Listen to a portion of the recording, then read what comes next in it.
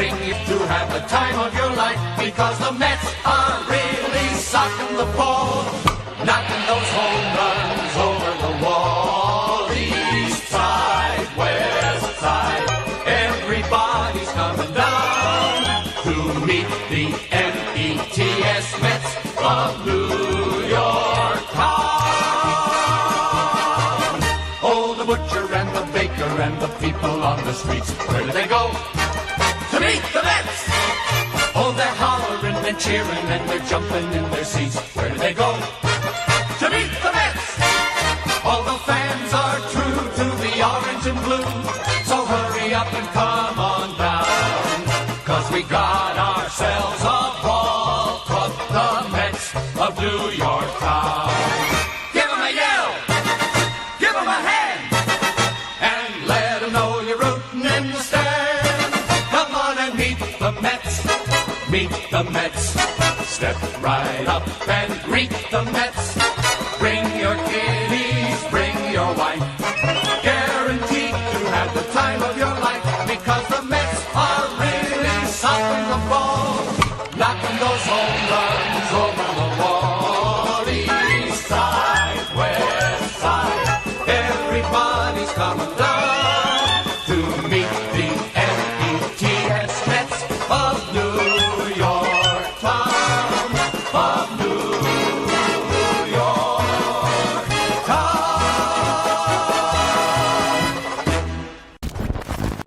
How's it going, Mets and baseball fans? Thank you all so much for chiming in for our latest in-game segment as I share my own play-by-play commentary and reaction as a diehard Mets fan as the Mets face off in their series opener tonight against the Washington Nationals. We're currently, I believe, 50-62 on the season for one of the worst records, if not the worst record in all of the NL. So again, guys, thank you all so much, everyone chiming in.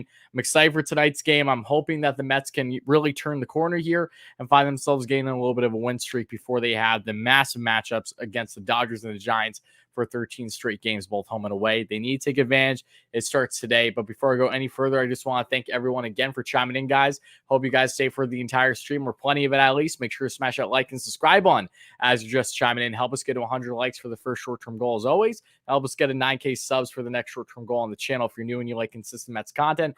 LSD with a $2 donation. Do I think the Braves take first over the Phillies? LSD, thank you so much for the donation. I really think it's a coin flip right now on who wins the division, but I'm not going to bet the house and say that the Braves take it over the Phillies. I think that the Mets have as strong of a chance as ever to still win. I think the Phillies have a strong chance to win. I think the Braves have a pretty strong chance to win. I think it's a three-headed monster now, and I'm curious to see who's going to prevail in the end. Obviously, for myself as a Mets fan, I'm hoping the Mets prevail. I'm still confident in them, but yeah, no less. It's a three-headed monster of a race right now. It's going to be really curious to see who wins it in the end. I see Joe. I see Ryan, Dylan, Max, going down the list. Matt, all you guys, Robert, thank you all so much to everybody for chiming in. Appreciate you guys. Eric, going down the list further. Bryce, Dave, great friend and subscriber. How are you, Dave? Vincent, how's it going? Dodgers for life. Go Dodgers. I'm assuming you're a Dodgers fan there. Hello, no. All you guys, thank you so much for chiming in. Noti, all you guys, thank you. I'm excited for tonight. As we know, the Mets do have what you would think would be a loaded lineup. I mean, outside of Javi Baez, who's out with injury right now, who it's not so much his hip as it is lower back stiffness, it's looking like. So he's day-to-day. He may be available off the bench, as yet to be seen, but Baez is out of the starting lineup today. Jonathan Villar will take a short, which is usually what his primary position has been throughout his career, even though he's played plenty of third for the Mets this season. J.D. Davis will be at third. At second will be McNeil. First will be Alonso. And left, we got Dom Smith. In center, we have Nimmo. And in right, we have Conforto. McCann will be at the plate. And Cookie Carrasco will be making his fourth start with the Mets. Is it his fourth start, or maybe it's his third? Pardon me. It's his third, because I've covered his last two starts here on the channel. So hopefully Cookie can give the Mets at least 5 solid innings today. And hopefully this offense can do this thing called hitting with runners in scoring position. I don't know. We'll see what happens, but no less, I'm really, really excited for tonight's game. I just have this overwhelming sense of positivity, and I don't know why it is, given the fact that the Mets have been playing their worst baseball all season over the past week and a half easily. I will be in attendance for tomorrow's game as well, so I hope to see some of you Mets fans there. Definitely look out for your boy Wardy. I'll be out in the outfield, I believe, section 3 something. I'll let you guys know in the community tab tomorrow. But again, appreciate you all chiming in. It's going to be a good lineup. Hopefully the Mets can just execute, get some hits going against the Nats team that has a bullpen game in place today with Espino, the right-hand reliever, getting the spot start for them. What's the key for winning this game? It's runners in scoring position. As simple as that. The Mets haven't taken advantage of opportunities given to them all season long. Not nearly enough. It has to start tonight. If it doesn't start tonight, I don't know how much more opportunities they will have like this to really take advantage. They absolutely need to try to get something going tonight. Eric, what's up, Worry? Let's go, Mets. Absolutely. You like my streams, Joe? Thank you so much. Let's see. I don't have an Instagram right now, Bryce, but I will be making socials for everything outside of Twitter very soon. It's been long overdue, so stay tuned for that. I feel the race is that Red Bull out with 3-head dragon. Yes, you're absolutely right, Max. Deborah, great member on the channel. How are you, Deborah? Thank you so much for chiming in. Happy to have you here. Can the Mets make it to the World Series? I think that's a tall task right now, Alvaro. To be quite honest with you, Alvaro, I'm far more concerned about making playoffs than I am World Series right now. But I will say, and this doesn't just go for the Mets, it goes for any team. When you make playoffs is a different animal. And I think that's what's so exciting about this. For the Mets scenario, if they hopefully make playoffs, for any other team that makes playoffs, baseball is such a beautiful sport that really any team every single year has a shot to make a run, because once playoffs begin, it's just a completely different season. You change how you want to go about your rotation and who you want to have in your bullpen. Normally, you have teams that have starters in their bullpen as well. You have starters that have short rest. You have hitters game unique with their lineups. It's a whole lot goes into playoff baseball. So I did not expect the Mets to go in this year and win the World Series. They make the playoffs. They have just as good of a chance as many of other teams, of course, but by no means are they the favorites. They need to make playoffs first before we can even consider the idea of potential World Series contention. And I know that most people in the chat right now will tell me there's no way, Jose, that's even happening. So there you go. Brooklyn Mets, what's up, buddy? Mets and Knicks, Giants, Alvaro. Nice. How are you? I'm doing great, Eli. How are you? Again, I don't know why. I just have this overwhelming sense of confidence today. I can't begin to tell you why that is, however. And if you guys did not check out my last stream on the channel, which was yesterday, previewing this series and recapping the Phillies series with my good friend Anthony Rivera, who has his own Mets podcast, A Subway to Shea. Please check him out. Make sure to check out that latest episode of New York Mets Talk on the channel whenever you get the chance, guys. I'd appreciate it. Steven, how are you? Eric, like famous saying once said, back in the day, it ain't over until it's over. 100%, Eric. Let's go Mets indeed. They better win this. Yes, I agree. This is an absolute I felt that the past two series were basically must wins for the Mets, and now they find themselves 2.5 out of the division lead. By no means are they out of playoff contention at this point in time, but I've been saying this for a while now. The only way, realistically, the Mets make playoffs this year is if they win this division. I have a poll up on the community tab asking you guys if you think the Mets will win the division or not. More of you than not have said the Mets will not win the division at this point. So clearly the optimism has really died off with the Mets' lack of really success over the past 2 weeks. And I understand that to an extent, but no less, hopefully they can turn the corner here. You just got to stay positive. I'm really, really excited for today's game. I don't know why. I just have a certain feeling. I really do. You're happy we signed Igor? So am I, Ryan, for my Rangers fans. Wait, who is your favorite NFL team? It's the Steelers. I'm a Steelers fan, but I like the Giants and the Jets equally as well, but the Steelers are far and away my favorite. Ready to be a 500 team after Paolo Espino shuts us down? Zarice, nothing would surprise me at this point. Mets have not done well for the most part this season against bullpen games for the opposing team. I don't know why. They just like them not executing with opportunities given them all year long. Same thing goes for games when they're facing a bullpen game. They have not taken advantage nearly enough. So would I be surprised if the Mets lost today? No, not at all. But would I be happy if the Mets won today? Absolutely. You have to think that hopefully the Mets have hit rock bottom at this point, and it doesn't get any worse than this, and hopefully things change starting tonight. Is it wrong that I have lost in this team? John, I don't think it's fully wrong, but I think we also need to take into consideration how we have been Mets fans in recent years.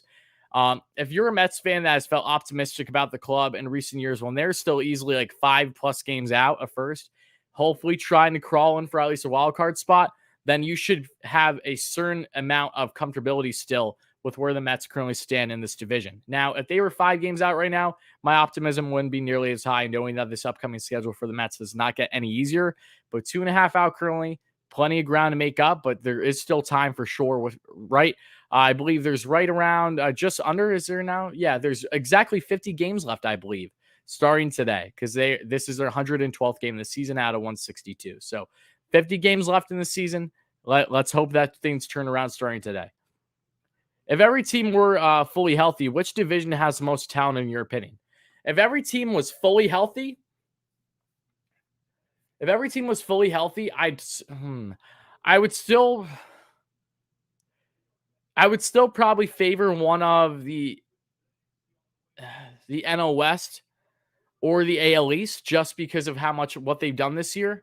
I think even if the Braves still had Acuna this year and they had a strong rotation, if the Mets are fully healthy right now, don't get me wrong, the NL East will be a lot more competitive, even though it's very competitive right now. But it's hard to justify that anything would be crazier than the AL East or the NL West.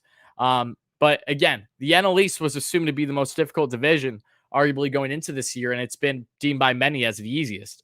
The least talented, mainly due to injuries, and lack of performance, better often than not. So, yeah, it's interesting to think about that. I'm curious, especially going into next year, how these divisions are going to shake up, how different or how similar they're going to be looking. Plenty of things to be intrigued about.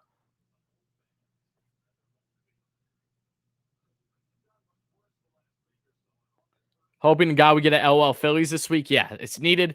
I do believe Mad Max Scherzer is on the mound against the Phillies today. So Dodgers, I won't be rooting for them whatsoever by Friday and beyond, but I'm rooting for them up until that point. Again, though, guys, if you're just chiming in the stream, again, thank you all so much for being here. Really, really appreciate you guys. Make sure to smash that like and subscribe button if you're just chiming in. If you're excited for today's stream, as I share my own play-by-play commentary and reaction throughout the entirety of the Mets series opener against the Washington Nationals tonight. As we know, veteran Cookie Carrasco gets his third start of the season for the New York Mets, facing off against Paolo Espino, the right-hand reliever that is the spot starter that should be going a couple innings against the Mets, in which he has already this year in a previous spot start, and I don't believe the Mets won that game. Looking back, I do believe Espino actually did pretty well against the Mets, if my memory serves me correct. So, tall task for the Mets tonight, but no less, they absolutely have to try to take advantage here. It's do or die.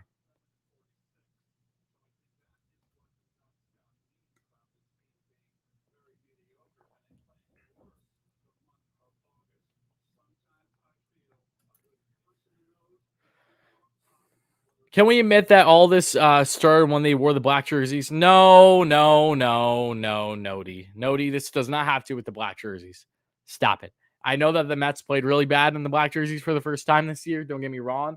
But no, this has nothing to do with the jerseys. It has to do individual player performances.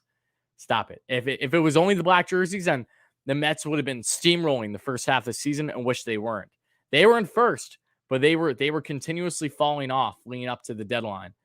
Really, in the second half of the season, they have not looked the same like they have in the first half. Facing adversity and really kicking its ass with all their injuries that they faced and still lagging out, and that points being literally 10 games over 500 this season. And now the Mets are one game. So, no, I'm not going to blame the black jerseys.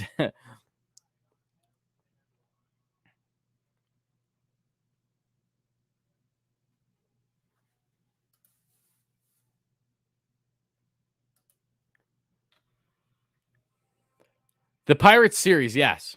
Pirates series really started killing the Mets. I had the privilege of being at the majority of the Pirates series when they were in Citi Field, and I went to the game in Pittsburgh when Diaz gave off the walk-off grand slam. So I will gladly take the losses as being that's my fault for being in attendance. So I apologize to everyone. I've been the past 5 Mets games I've been to, they've lost. With the exception of the first game, they won the second game of the doubleheader. Wow, there's ice cream truck right outside my house. I'm hearing it loud and clear right now. It's actually obnoxious how loud that is. My goodness, makes you want to run outside. But yeah, I will be in attendance tomorrow, as many of you guys know. So look out for Wardy, and I'll be in attendance on Friday for the blackout, the black jersey night. I'm excited for that against the Dodgers. Not excited to face the Dodgers, but I'm excited to be there no less.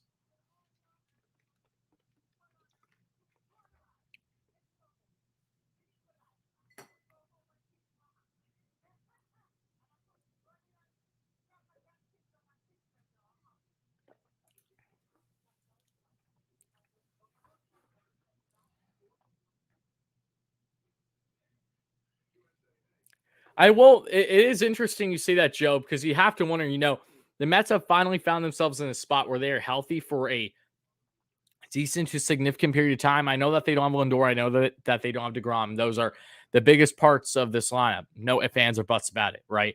But even without them, this is more than a competent enough lineup, and they're just simply underperforming. It's really frustrating. You would have thought that, especially after the Subway Series win, with having Nimmo back and all these other factors, that they would get rolling, but they just haven't whatsoever. And it's to say it's been unfortunate is an understatement. It's frustrating. Zach Scott, the Mets GM, acting GM, I should say, had his presser prior to today's game, was simply saying how the Mets have been playing mediocre all season long. And over this latest stretch, it's far worse than mediocre. Like, they're just playing flat out bad baseball, and things absolutely need to change for the better. I thought what was interesting, and I want to share with you guys, is what Zach Scott noted with all these endless injuries. Who's to blame for that? And he actually was blunt and made a remark that I wasn't expecting to hear, that compliance issues are really what have been one of the bigger driving forces in the Mets' continuous injuries this season. The Mets have had more injuries this year than ever, than I've witnessed as a Mets fan, which is all you need to know, because Mets are endlessly injured every year, it feels like.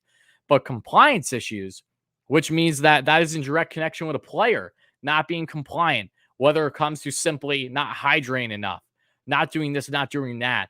And he said that this is not to target the players specifically or anything like that, but it goes both ways. And of course, he's had these conversations with these players, but you have to put things in perspective, folks, to everyone that's been pointing fingers at simply Louis Rojas or on the hitting coach, whether it's Chili Davis or Hugh Quattlebaum. Who is at fault for the Mets' lack of success at this point in the season? It's not one individual person in management. It is everyone. And it is the players on the field at the end of the day. Think about players right now that are currently in the lineup or out of the lineup, I should say, because of injury. And that also goes in hand with compliance, with them not being reluctant originally or downing the significance of their injury, playing through it to try it for the betterment of just wanting to play every day, which I understand. All athletes want to make sure they're in the lineup no matter what. But there's a selfishness factor that comes into play that has had a negative effect on this club. So for the players out there that are, say, slumping this year, that are playing not up to par with what they should be, and it has gone in hand with them not being compliant enough when it came to their injuries earlier this year, those are other factors that you have to point fingers and blame. Absolutely. It goes on the players. It goes on management. It goes on everyone. But to nitpick one specific person over another is silly. So that is just kind of my further proof, if you will, that what has been happening with all this negativity on Rojas and everyone. Rojas hasn't been perfect, don't get me wrong. But to say that none of this goes on the players is just outright foolish. They're the ones playing every day at the end of the day. And to hear a blunt statement from Zach Scott to bring up compliance issues as being a driving force with their continued injuries, man, I mean, that is not a good look whatsoever. And that's something that you can't blame management for. And that's simply the players being stubborn one way or another. So take that as you will, guys. Robert, you're going to the Pirates game tomorrow against the Cardinals. Have fun. That should be a good one. How much money would Steve Cohen spend this offseason? I don't have that answer for you, but as offseason approaches, we can definitely talk about it more.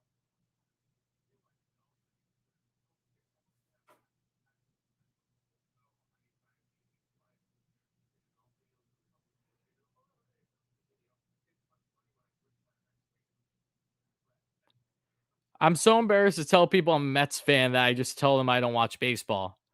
Ricky, look, if you were really embarrassed, you wouldn't be following the Mets at this point, Ricky. Come on. Don't be that guy, because when the Mets have their success, you're going to want to rub it in and really show it, and really be proud and confident about it.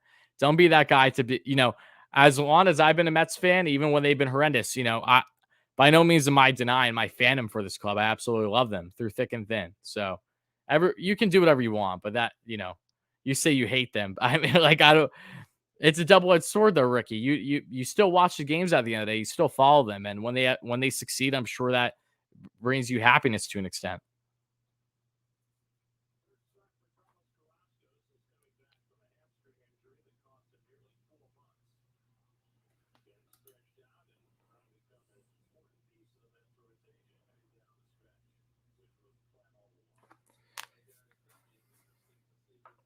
So I follow the guy on TikTok that just rages on the Mets. I don't have TikTok for more reasons than not. So I don't even know who you're referring to. My girlfriend has tech. My girlfriend loves TikTok. The only upside I see to TikTok is animal videos because I absolutely love animal videos, whether it's silly dog things or just in general animals. But I don't have TikTok. I don't mess with that. Gotta be honest. Everyone keeps asking me if I'm drinking wine. No, this is cranberry juice. Like the cranberry, cran raspberry, like the ocean spray, I think it is. Chef's kiss. So good.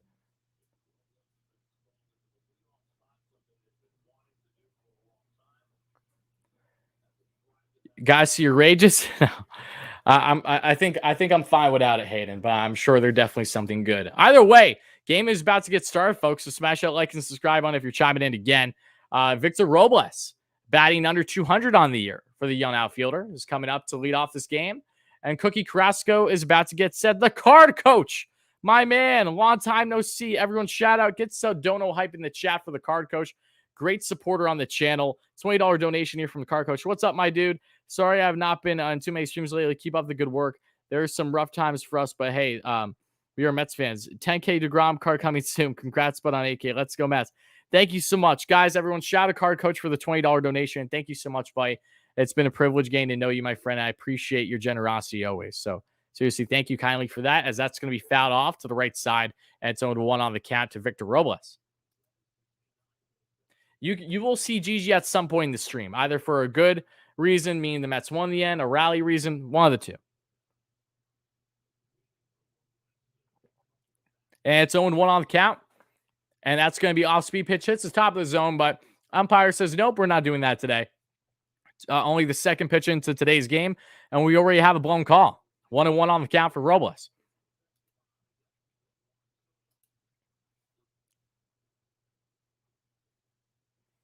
Okay, and that's going to be a foul tip off the toe, and it's 1-2 now on the count.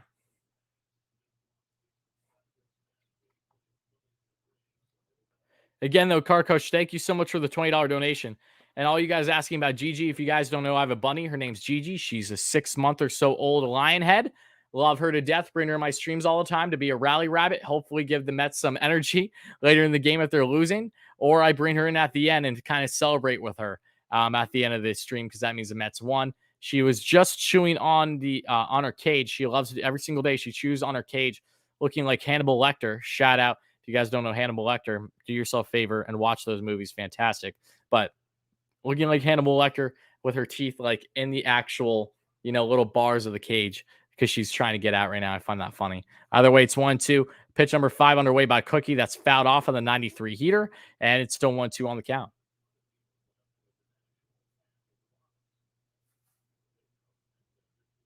You got a new car? Awesome, Joe. What kind of car did you get, buddy?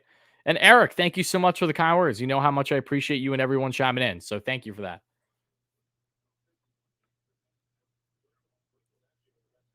All right, folks. And the 1-2. And that's going to be just got the end of the barrel on the off-speed pitch. If my memory's not mistaken, that looks like a slider a little bit down and away. Robles still keeping that bat alive, however.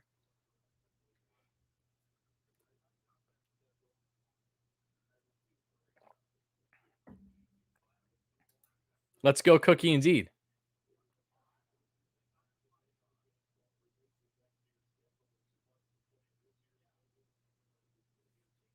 Larry, my friend, I don't know why you're hoping the Mets fall below 500. That's never a good thing.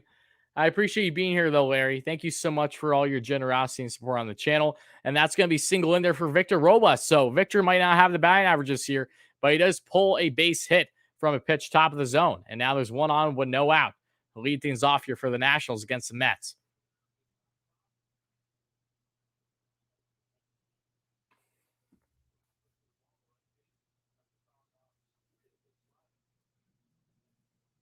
Timothy acting sus in the chat. Can't tell you why. Just happens, I guess. Mets need to win this series. That is an understatement. Yes. Alcides Escobar now in the game. Shortstop. Was traded to the Nationals over this past month or so, I believe. Checks back at first. Robles ain't going anywhere. Victor Robles does have a good amount of speed on the bags. He can be a threat for sure.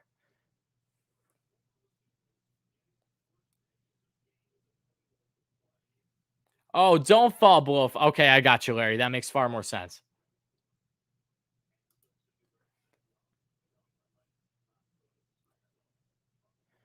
And the 0. And that's going to be a fastball that misses inside. 93 there by Cookie. And it's 1-0 on the count. Cookie Carrasco, veteran right-hander, originally traded with Francisco Lindor in the blockbuster of the offseason for the Mets. Still 2 years left on his contract. Has been an absolute stud during his long-time tenure with the Cleveland Indians, now Guardians.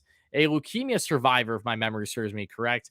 Was comeback player of the year last year. An absolutely fantastic human being from all that I've read and seen about him. And it's great to finally see him in a Mets uniform consistently now for a third straight start. And he tosses back to first. Robles stays. Still 1-0 on the count. 8 pitches in for Cookie. 1 on, no outs. Top of the first. Mets Nationals.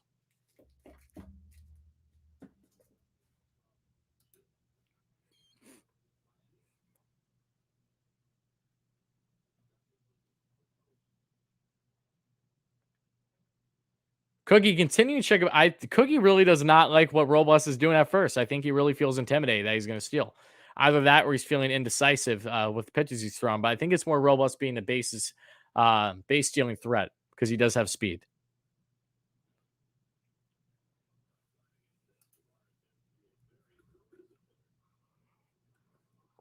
Robles runs, and that's going to be hacked away foul the right side. So Robles was running a hit and run situation the Nationals were trying to execute.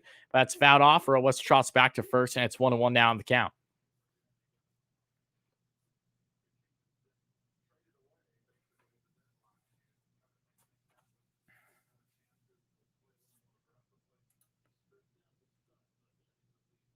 And I don't know where we are in the like count again, guys, but if we haven't gotten there already, please make sure to smash that like and subscribe button.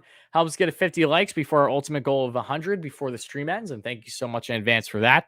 1-1 from Cookie Carrasco as he sets pitch number 9, about to be pitch number 10 underway. Cookie sets, looks, and the pitch. And that's going to be a beautifully placed blunt by Escobar, and everyone is safe. So runners on first and second now. Could not have executed bunt any better for Alcides, a veteran shortstop. And now there's 2 on, no out, 10 pitches in for Cookie Carrasco. And the Mets find themselves in a little bit of a jam here to start off this game against the Nats.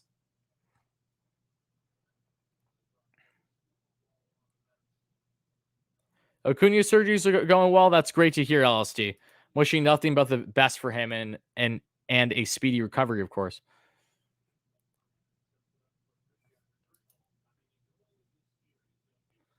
Escobar just did a beautiful bunt. That was very, for me, that was what I would usually do with Byron Buxton and MLB The Show. Just absolute legged out to first, no chance.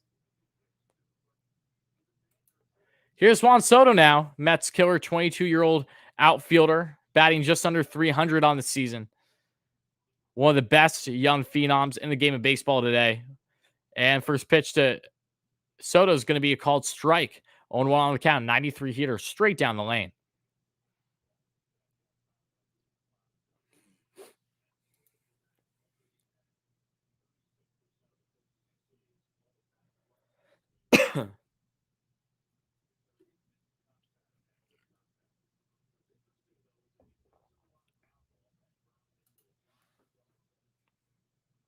All right, that's going to be off-speed pitch that misses away to the right side. It's 1-1 now on the count to Soto. I have you about the second baseman trade from the Cubs. Second baseman trade from the Cubs. Are you talking about Madrigal? Soto's going to rip one. It's going opposite field, and it is gone. Just like that, the Mets are down by 3, and I am dead inside. So, Cookie Carrasco has yet to record an out here. Juan Soto opposite field bomb, doing what Soto usually does against the Mets. Rojas just said, damn, rightfully so. Mets are in a 3-0 hole in the top of the first. And for a Mets team that has gone little to no offense this past 2 weeks, I'll be ecstatic if they can come back in this one.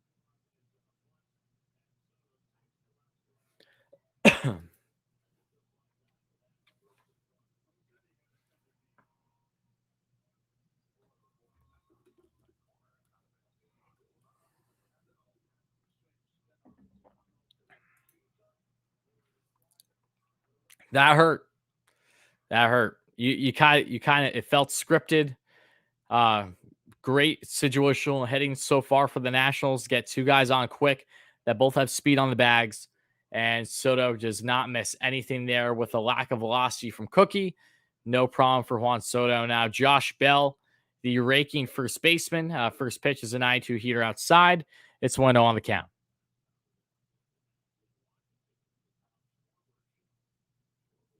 Spain without the S. Indeed, Dylan. Indeed.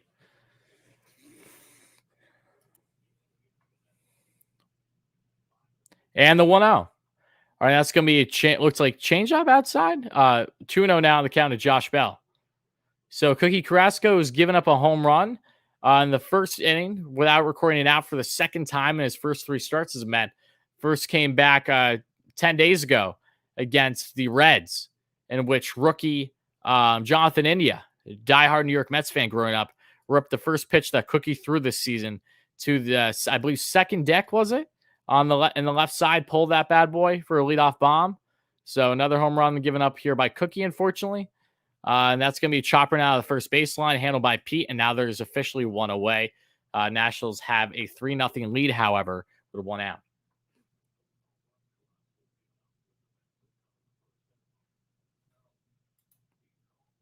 This is ridiculous, Edwin. Trust me, no one is happy with the early Mets deficit. No one. Yadiel Hernandez now, the 33-year-old rookie. Pardon me, I'm trying to think of how many games he had last year, but 33-year-old veteran who's been playing his entire career, I believe, to this point in the minors.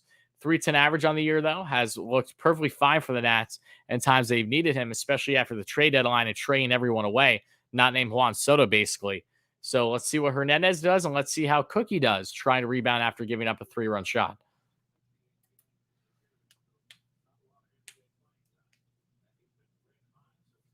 Okay, and that's going to be a pitch outside. It is now 1-0 on the count to Yadiel Hernandez.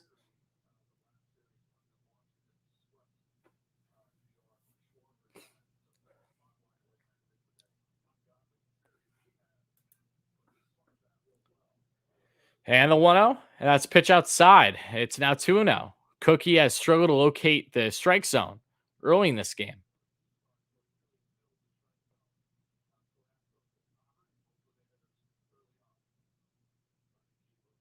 Any tips, Ryan? Ryan, Yankees fans can talk all the smack they want. They're the same Yankees that have quite the uphill battle they're still trying to do and even make playoffs. They're in a no different position than the Mets right now. So don't let Yanks fans eat you up whatsoever. They have no right.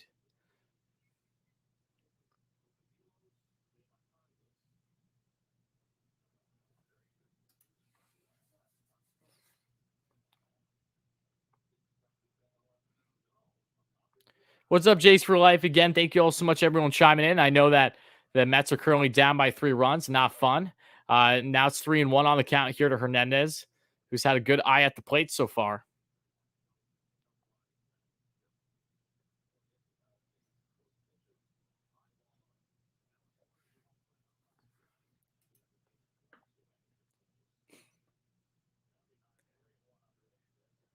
And the 3-1. And that's going to be a pitch that misses outside. So Cookie Carrasco has issued a 1-out walk. Laboring here in the first inning. Now Jeremy Hefner, Mets pitching coach, is going to give Cookie a chat to try to settle himself down.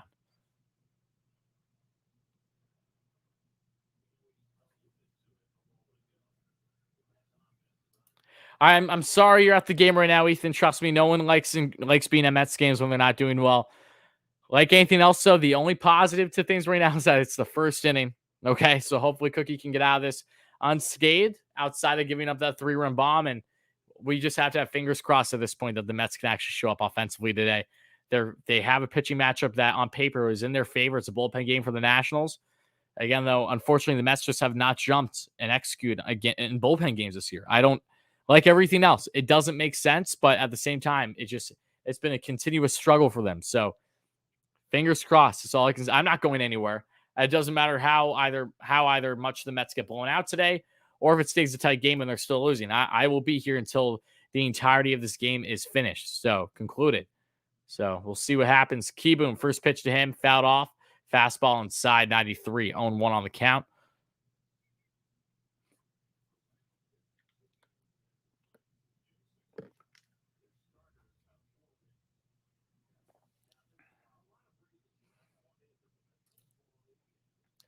I don't know how the weather is looking. I don't know how the weather is looking in Queens right now.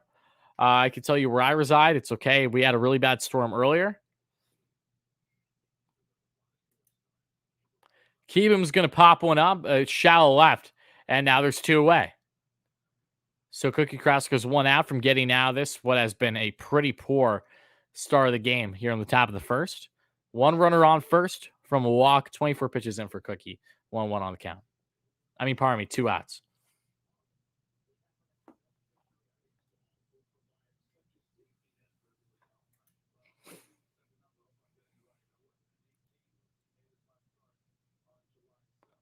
Are thunderstorms coming? Okay, maybe that had benefited the Mets in the end. I don't know.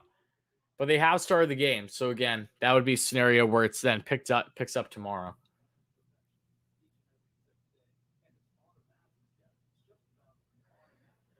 And that's going to be a fastball inside. Okay, so another batter where Cookie is giving a first pitch ball to. Not ideal here.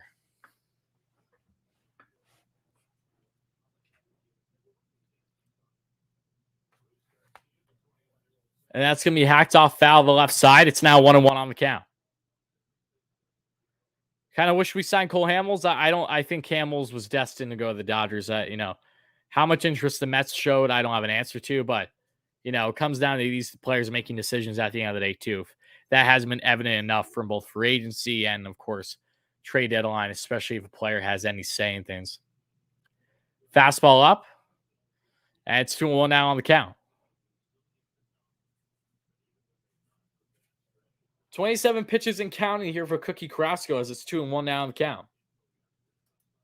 And shout out to everybody in the chat. Thank you for being here, guys. Please make sure to smash that like and subscribe button if you're just chiming in. Really appreciate you all. All right, and that's going to be a big rip. Missed on the off-speed pitch. Checks back at first. He's safe, however. It's 2-2 now on the count. Nats are down their final strike here in the top of the first.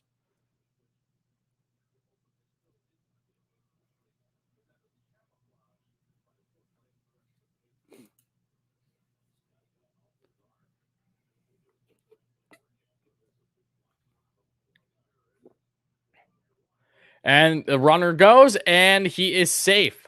Unfortunately, VR dropped the ball in transition.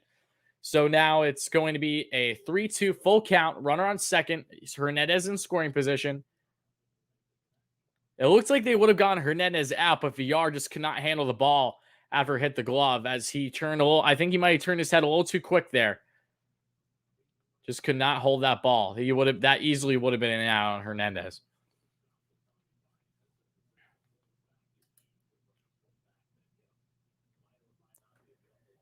Apparently, there is a big dark cloud at the game now, according to Gary, Keith, and Ron, what I'm hearing in the broadcast. So we'll see if there will be a stoppage or not. And that's going to be a chopper pull the first baseline, and that's going to be toss a Cookie, and that'll end the top of the first. So Mets had the bottom of the first.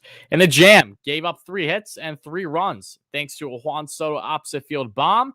And the Mets will hopefully try to bounce back here in an early deficit.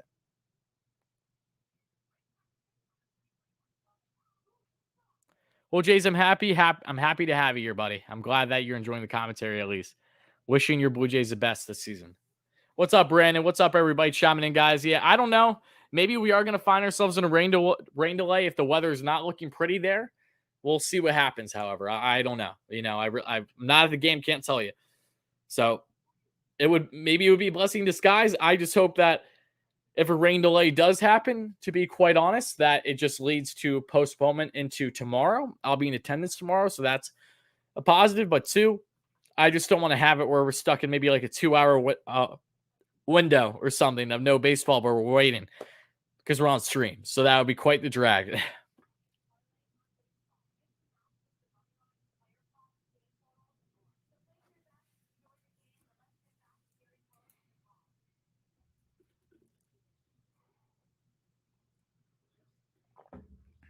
All right, Mets fans, as we head to the bottom of the first and we're awaiting word on weather, let me know in the chat, what do you think the final score of tonight's game is going to be? As we know, the Nationals do have a fairly commanding 3-0 lead to start off, but plenty of ball left. So everyone, regardless of how you're feeling, I know it's probably more negativity than positivity that comes with the Mets' lack of success.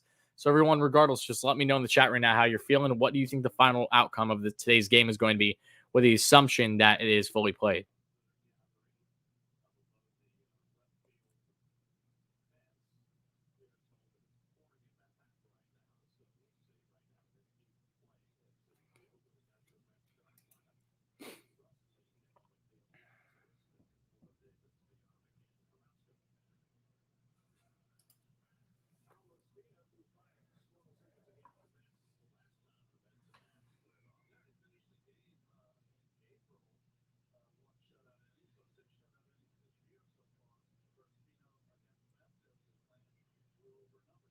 10 likes away from 50, guys. Make sure to smash that like and subscribe on. $2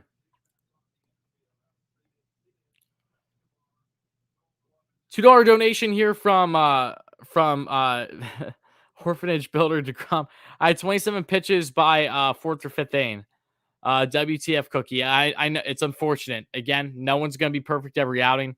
It is what it is at the end of the day. Nothing I can really do about it. Nothing we can do about it. There are fans that are retreating from the seats already, however, given the weather. So we'll see how much longer this game goes on before a potential rain delay. Again, though, thank you so much for the $2 donation, no less. Let's see a lot of people favoring the Nationals in this game after being down by 3 runs early. Can't say I blame you. It is raining, though.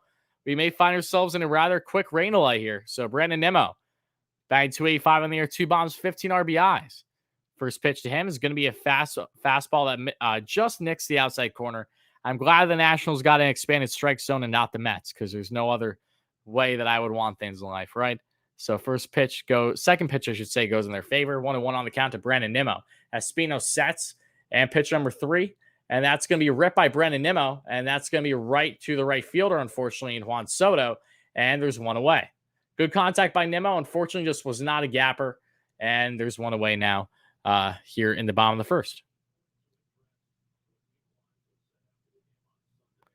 And yes, I am sure it's the weather because it has begun to rain. Give it a couple more innings before Mets fans are really all going to start walking out because of performance.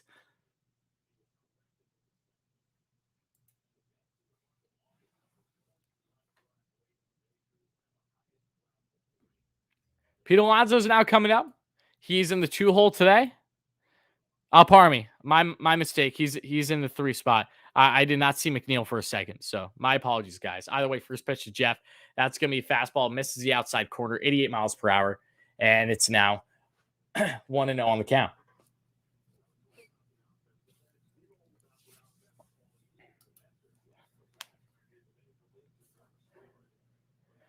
And the 1-0 by Espino, and that's going to be a pitch that misses out inside a little bit, and it's 2-0 now on the count to McNeil.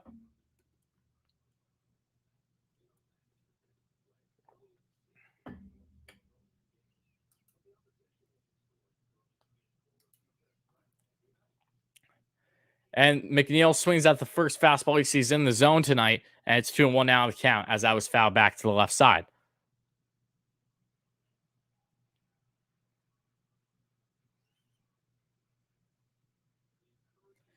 Mets will never ever win another World Series, according to Kenny Lugo. For a man who has the same last name as the Puerto Rican himself and Seth Lugo, that's disheartening. And the 2-1. And that's going to be ripped foul again. 2-2 now on the count.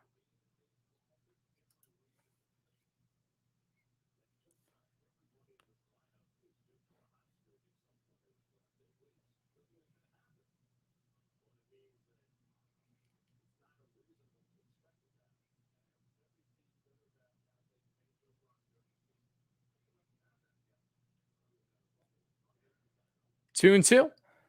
And that's a big curveball. A lot of break. Missed inside, however.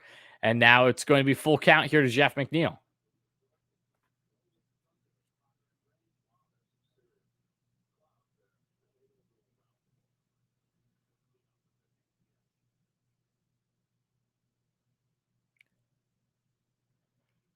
And the 3-2. And that's going to be ripped by McNeil, unfortunately, right into the shift.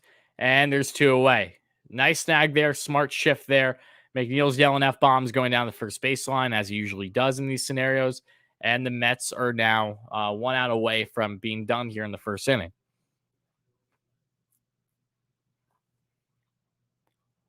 Wardy, the type of guy to eat ice cream with his hands. That's disgusting, Tim. Tim, I don't know what made you wake up and choose to target me today, but you do better. At least make it, worthwhile. That was piss poor choice of words.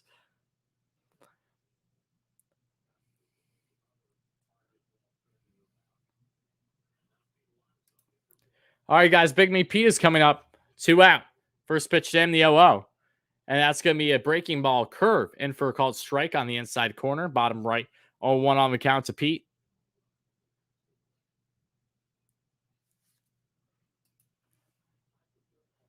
It is raining. as we see at the game. Plenty of people departing from their seats still. And Pete Alonso rips one, and it'll be... Oh, okay. Pete Alonso gets a deep center double. So Mets do have a runner in scoring position. Great contact by Pete, just short of being a deep center bomb. So Big Me Pete, who praised, trust in us, believe in us, everything's going to be fine. Something that did not resonate well with many Mets fans, including myself to a certain extent, even though I understood what he was trying to say over the past 48 hours. No less, Pete gets the party started. We'll see if the Mets can continue the inning. A lot of unfortunate two-out rallies we've been seeing for the Mets as of late. At least they do have a runner on base thanks to Pete Alonso extra base hit with 2 outs now.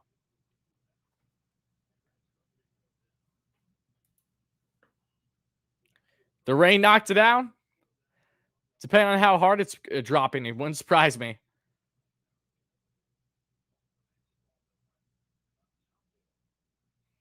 Dom Smith, who's batting just under 300 over his past 7 games. First pitch to him, curveball ripped. Dom, come on. Oh my God. Okay, Dom gets himself an RBI double. Pete Alonso scores with ease. Dom swung on the first pitch he saw. Back-to-back extra base hits for the Mets. They are within a 2-run ball game now, folks. Everyone hyping the chat. Dom ripping that curveball like you know tomorrow. Beautifully placed. Absolutely love it. The balls are falling just a little short of a home run, but we will take these extra base hits. Clutch 2-out RBI for the Mets, and now they find themselves getting a little rally going early with the rain. So we'll see if this can continue. Shout out to Dom. I was picking him going into tonight's game as my player to watch. He's been swinging the bat pretty well as of late. So shout out to Dom. Awesome RBI knock there, folks. Love to see it.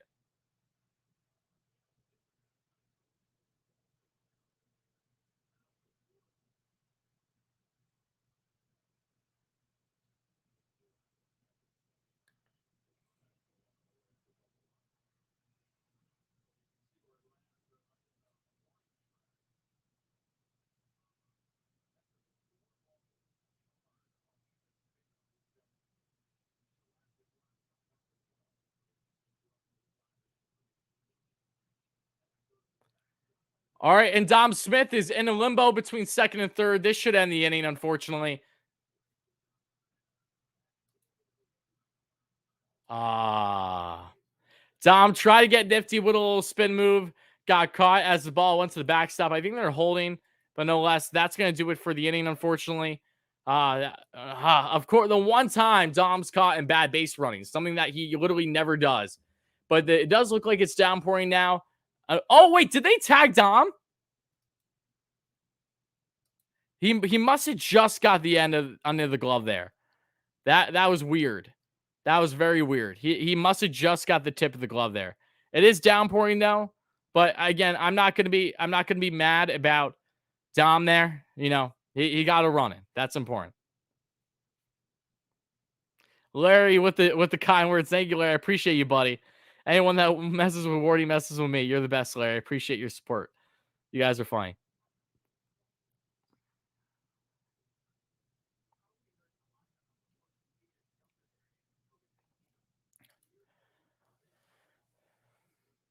Oh, they called him for out of the baseline. Okay, that makes more sense then. I can't do anything about that. Even if they didn't tag him, if it's out of baseline, that's the other thing that, of course, can get you out. But no less, guys, the Mets, they're dealing with plenty of rain right now. It is a 2-run ball game after giving up a 3-run oppo shot from Juan Soto. Surprise, surprise. Back in the top of the first, Cookie Carrasco gets out of a little bit of jam through just around 30 pitches. Head of the bottom of the first. Pete Alonso with 2 outs rips his 0 for 21 schneid, even though he's been walked plenty, as we know, and gets himself a beautiful, just shy home run of an extra base hit. And then Dom Smith, first pitch you see is curveball, a little inside, rips that one just short of a bomb as well to right field. That brings in Pete with ease. And now the Mets head into the top of the second, only down by 2 runs. So positive stuff that we're seeing offensively from the Mets. Would have been nice if the inning continued, but something tells me we will be in a rain delay sooner than later. Tim, thank you so much, buddy. Yeah, I had a fantastic time with the 7 line. Again, shout out to everyone. Shout out to Darren for noticing me right away in Philly, and Darren Meenan. And shout out to everyone in the 7 line that I was able to be part of. That was a fantastic experience. Unfortunately, that was the only upside to Saturday's game in which I was in attendance in Philly. But no less, it's always a great time to be part of the 7 line. I can't wait to do it again soon this season. But yeah, hope you're doing well, Tim. Great member on the channel. Are we selling? I don't know what you're even talking about, my friend. Deadline's over if that's what you're referring to.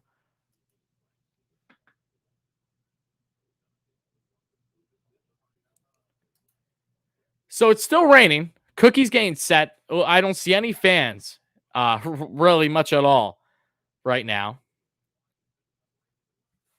And the first pitch, and that's going to be hacked off to the right side. So it's 0-1 on the count for Riley Adams, catcher today, batting a whopping 111, 1 home run, 2 RBIs, 429 OPS for the young catcher and the Nats. As we know, former catcher Yan Gomes was traded away along with Josh Harrison to the Oakland A's at the trade deadline. So I'm assuming Riley Adams is getting more playing time because of this. Still pouring. The camera's showing it's pouring pretty hard, but again, cameras are a little deceptive versus, how hard it actually feels on the field. See a little bit of looks like the rain's going on an angle from some wind, and that's going to be opposite field single. So, Riley Adams with the 1.11 average gets himself a base hit. Kudos to him. No less, this is now a runner on first, top of the second, 33 pitches in for Cookie Carrasco, no outs. Looks like that was an awkward base hit for Riley Adams right there. Where did it hit? Okay.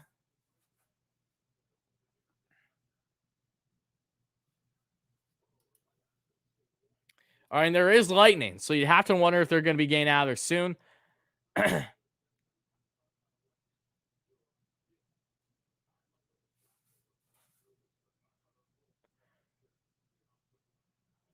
Okay, it looks like they're about to roll the tarps, folks. So rain delay has officially commenced. We'll see how long this lasts for the Mets. Maybe this will be a blessing in disguise. I have no clue.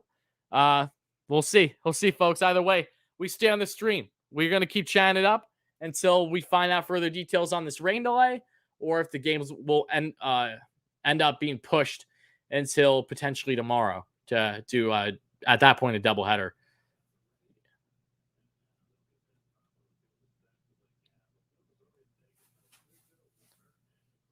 Yeah, I swear I saw lightning right as Adams got to first after a single.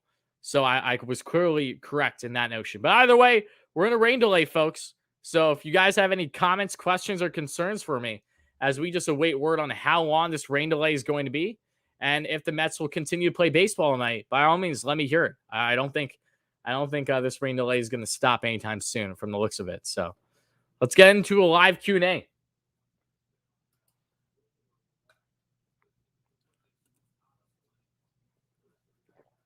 Guys, Gigi is clawing her way back really, really hard to come in the stream. She's biting tremendously on her cage like Hannibal Lecter with her mouth in between the bars, trying to come out. My 6-month-old lion head bunny, and I find that hilarious.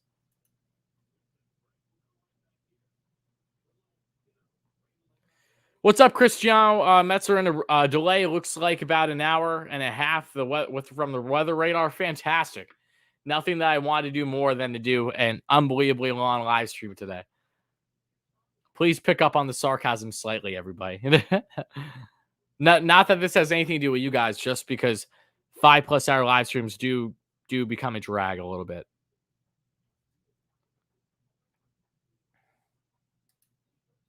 Soccer is played with rain, that's correct, but there's a reason why this isn't soccer.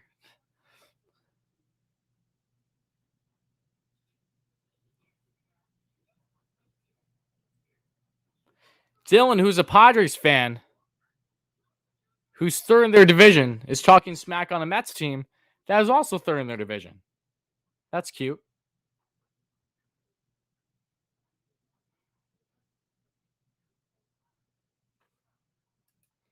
You have your ladies stimmy check on the Mets? That's funny. They don't play in the rain for multiple reasons. One, because the pitchers, obviously, when it comes to the ball, grip-wise, you can hurt your players easily by doing that. You can absolutely ruin the outfield and ruin the infield as well. There's so many factors that go into why you usually don't play in the rain. And on top of that, it's thunder and lightning. In soccer, I'm a soccer player. I've been when I was younger. I can tell you personally, you don't play when there's thunder and lightning, because that's at that point, that's a serious health risk to put people in jeopardy in case there's any lightning strikes nearby. So, yeah, no. Reds are beating the Braves 2-0, says Deborah. Always good to see. Matt says, do you have any comments on the Rockies investigation where their fan was actually yelling? No, Matt, just outside of, uh, just don't jump the gun on something until you have clear cut evidence of everything. That's the only thing. I felt that what unfortunately had happened was a quick thing to really jump on a narrative of. And it's unfortunate that we live in a society that many people believe that what would be in fact the case so easily. But no less, I'm happy that what happened at the Rockies game was not what many believed it to be originally. And I believe that fan deserves an apology, rightfully so. He did not get it from the Rockies organization. I think that's kind of a low thing to do. I know that they didn't unveil his personal info, but people on Twitter and social media are very quick to find out who people are, especially if it's anything with the, when it comes to race or anything along those lines. That is clearly not okay, especially in today's society. So, yeah, just a really unfortunate situation. I feel for that guy. By no means did he seem like he had intent. Just a really, really unfortunate situation. But I'm glad that that was not the case. And I'm glad that, it's a learning process. And all I can say is just don't believe the first thing you see every time. That goes with the media. That goes with everything. If you're trusting the first thing you see, that's a very closed-minded way to look at things, in my opinion.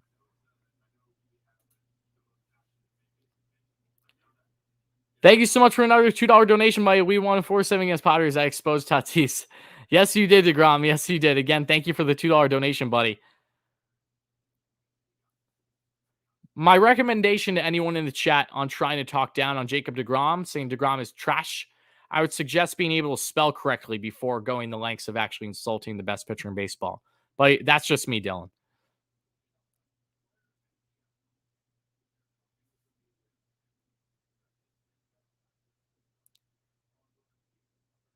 Lightning is always a no-go. I've been in the Army for 17 years. We shut down when the Lightning is at. Exactly. If the Army is going to shut down when there's lightning outside, odds are every sport should be doing the same, and they usually do. Brennan says, "Hey Tyler, have you ever been to a game that got rained out?" Yes, I have. Because I went to the Mets and Brewers. Yes, I went to a game against it was the first Phillies series at home where the Mets were home this year back in, I believe, April, right? April, where it was the final game of that series. It was supposed to be DeGrom pitching, and it got rained out. Me and Richie from Mets Media were sitting in his car, and just unfortunately just rained out before the game even started. So yes, I have been to rainouts, especially this year.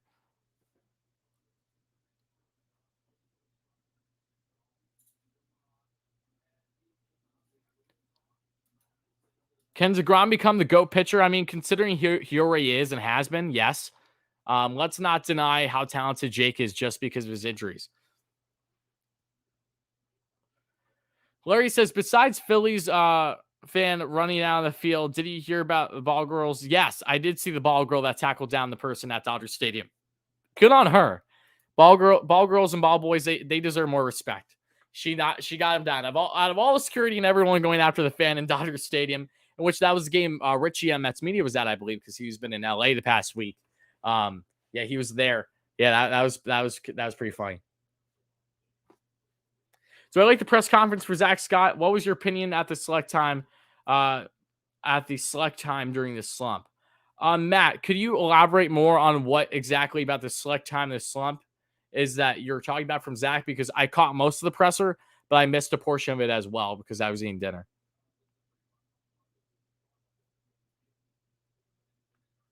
Not trying to be disrespectful. The Mets are going to get knocked in the first round. I mean, you're saying that the Mets are going to make playoffs, Jones, so I don't think you're disrespecting anyone here.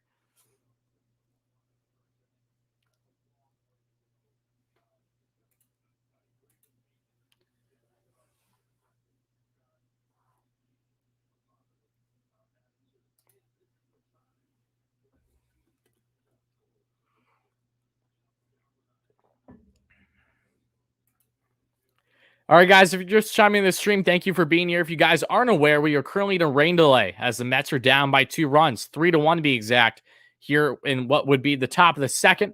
Clouds not looking good. Thunderstorms not looking good currently in the Flushing, Queens, and overall New York area. We'll see how long this goes on for. All I ask is for my people that are following on social media and everything right now, keep me updated with the weather, especially if there's a report that maybe I don't see. I'm going to try to do my best as well. Hopefully this game does get picked up at some point tonight. If not, then it'll be pushed to tomorrow. And then they'll have themselves basically a doubleheader. But we'll see. So far, the tarp is on the field, and there's no baseball to be had as of now. DeGrom or Randy Johnson. I mean, Randy had an amazing career, and I don't want to go the lengths of talking about Randy too much because I did not have the privilege of growing up and watching him.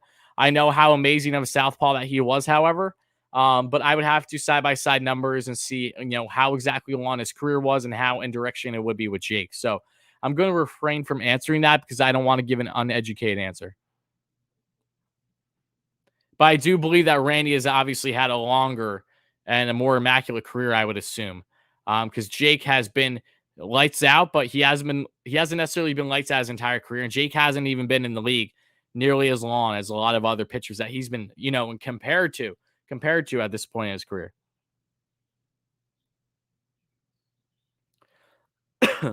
Do we think that the Mets gain this extended break during the game will help them get back and win this? I mean, Max, they were swinging the bat good. I don't know. The longer that there is an extended break, the likelihood of Cookie Carrasco even pitching anymore in this game is slim to none. That's usually what happens when you have an extended rain delay for any game because you want to make sure your pitcher's staying hot. So this might be it for Cookie if we have a long rain delay tonight, let alone if the game even finishes. Offensively, the Mets are swinging the bat.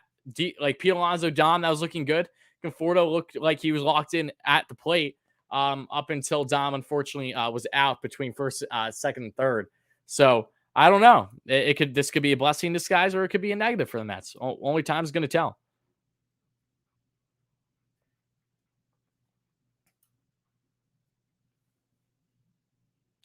Can I pair Jake and Doc? Yeah, Doc was amazing. We all know this. I did not have the privilege of watching Doc live, obviously given my age, but Doc was one of the best to ever do it.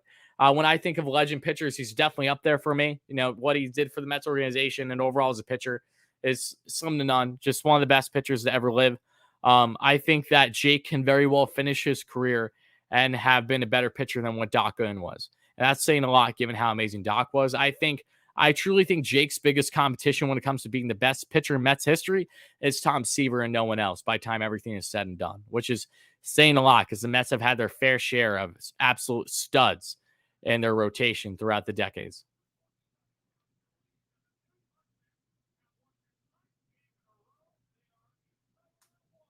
What do I think that Conforto needs to do to get his swing back? It's a confidence thing more than anything. It really is a confidence thing. I think this is far more mental than it is actual approach.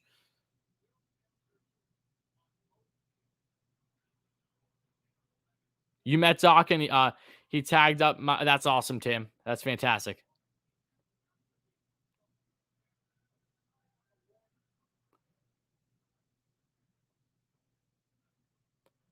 I feel like the press conference came at a crucial stretch before the Giants and Dodgers series. Do you think it was a good press conference to have today? I do think it was, Matt. I will say this though, and I made note of this already. I think what stood out to me the most in this press conference was a couple of things. One, really how blunt Zach Scott was with a couple of things. With one, the Mets play mediocre baseball throughout the entire season, saying that they've been playing mediocre baseball all season long, and especially over the past 2 weeks has been below mediocre. It's been really bad baseball, and they need to get better. And two, holding the players accountable when it came to injuries, because the Mets, as we know, have had endless injuries this year. And he may know, he said, I'm going to be honest with you. When it comes to the injuries, the players have been a part of it when it comes to, what's the term I'm looking for? Hold on one second. I don't know why I'm blanking on the actual word. Oh my goodness. They're doing 2018 Mets yearbook and they have Mickey Callaway talking up. This is not a good look, SNY.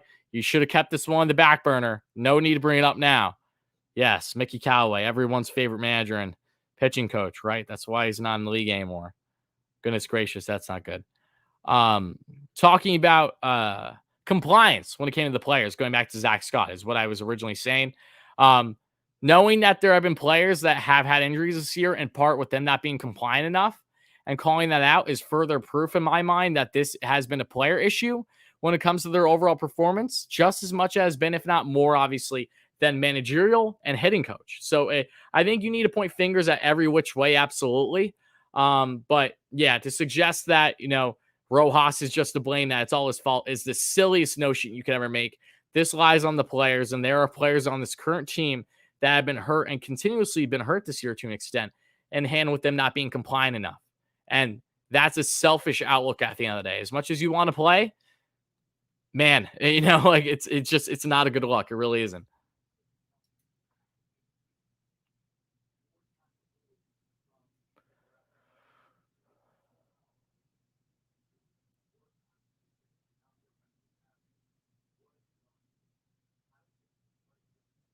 Ori, can you discuss possible free agents for the Mets in the offseason?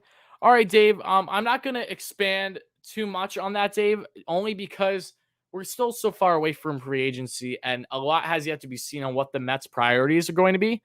But for agents, it comes down to those big name infielders still. You got Carlos Correa. Javi Baez is a Met, but he's still going to be a pending free agent as of now. I do think the Mets are going to resign him, but he is a pending free agent. You got Javi Baez. Chris Bryant, I think we all know that name quite well. We'll see if the Mets find themselves tagged with him again. Something tells me, though, that he'll be able to resign with the Giants, though. We'll see what the future holds. However, you got Chris Bryant, Anthony Rizzo, really the Cubs in a nutshell. Carlos Correa. Think is Bregman a free agent? I think Bregman might be a free agent as well. Trevor Story. It's all about the hitters when it comes to free agency this year, far more than his pitching. So I can't tell you what players the Mets are for certain going to be targeting, but I will tell you that if the Mets do miss playoffs this year and have a continued lack of success with their core group, I do expect fairly to significant changes in this lineup offensively, and there are plenty of batters that the Mets will be tied to come free agency. Absolutely.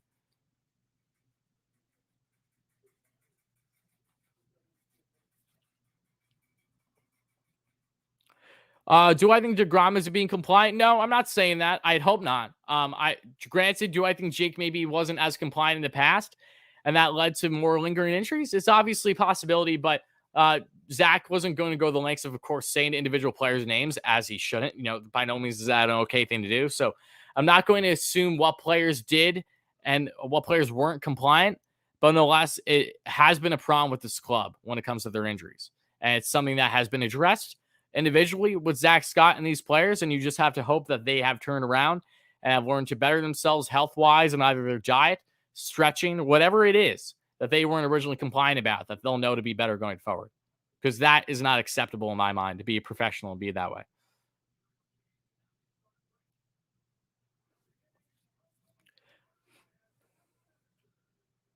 Conforto's first year was 2015. He hit a couple bombs in the World Series, which is why I became such a big fan of his from the get-go. Will this game count as a loss when the game gets suspended? This game would not be a loss. This game would be postponed to tomorrow. And the assumption is a suspension. And we would basically have a doubleheader tomorrow, more than likely.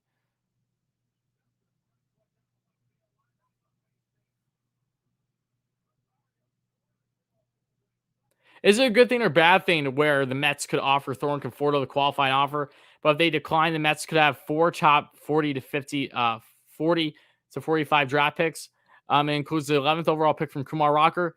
Matt, that's an interesting question. I'll be pretty surprised if at least one of those two is not a New York Met next year. Conforto is a big question mark from his lack of performance, as we know, and him being a free agent, but when it comes to Thor, I don't think Thor's going anywhere. So you can always take positives from a negative, and I trust this team's management. But yeah, there really isn't much else I can say on the matter currently.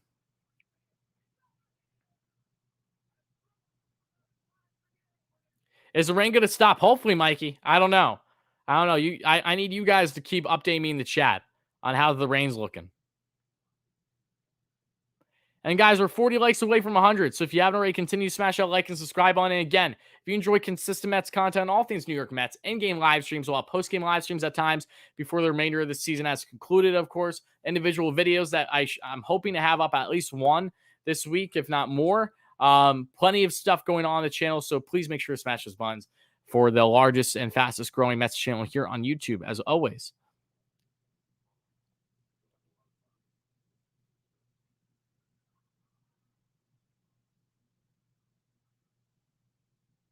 Larry with the $5 donation. Thank you so much, Larry. Everyone, don't know hype in the chat for our good friend Larry Kaplowitz for the amazing $5 donation. Appreciate you, my man. You know I love and appreciate you. Thank you so much for that.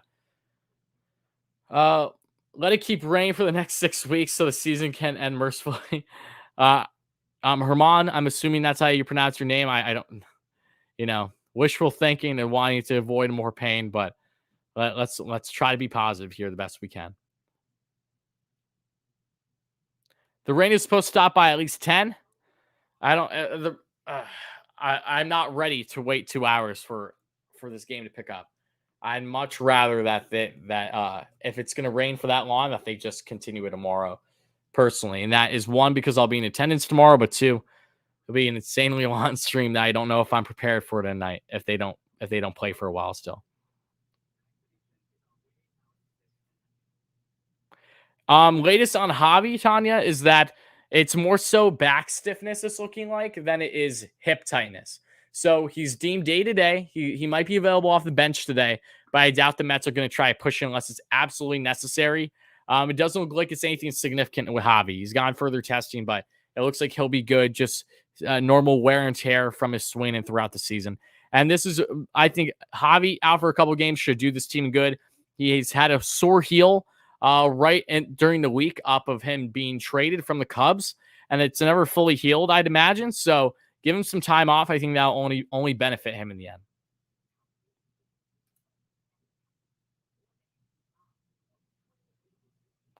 If the game gets suspended, if the game gets suspended, they would pick up with the score, I'd have to imagine. I don't see why they would reset. I've never seen a scenario where they've reset after a team's scored already. So my guess is they would just pick up wherever they left off in today's game and start that early tomorrow, and then it would be a single unmission doubleheader. Matthew with a $3 donation saying, patience, Dad, patience. Matt, I don't know exactly what you're referring to there, but yes. Thank you so much for the $3 donation, buddy. So how long do they wait before suspending? Jeremy, it honestly varies on the game. It really does, and on how the forecast looks. So I can't give you a definitive answer.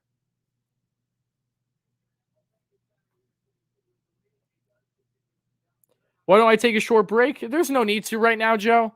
If we find ourselves in a 2-hour break, maybe I will go away for a little bit, but it's something I try not to do. I love being on the stream and everything. And I usually like to have things prepared if, say, I'm going to step away, and I don't necessarily want to do that too. So I'm going to try not to.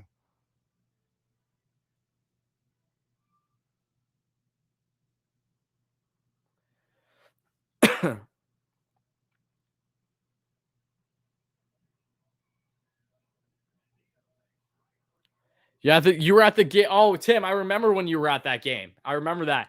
Yeah, Tim, a member on the channel, great subscriber and friend. He was at a Mets game a month ago. And it was 7-10 game and they didn't officially call until 10 p.m., which is crazy. Let's talk college football. Let's not, with all due respect, Matthew.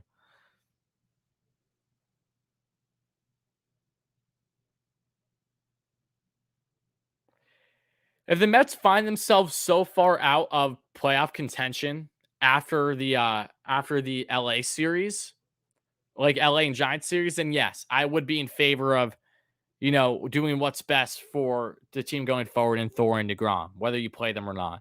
But I'm praying to God that isn't the case.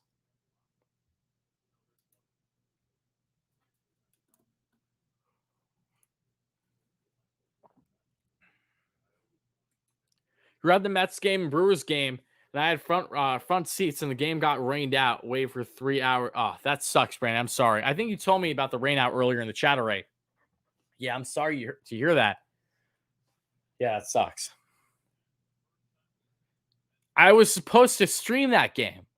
I remember I was supposed to stream that game because Brandon Woodruff was supposed to pitch that night, and I was waiting a while to stream. Then I cut off the ability to stream that night because I realized that it was going to be a rain out. I remember that. I remember that game.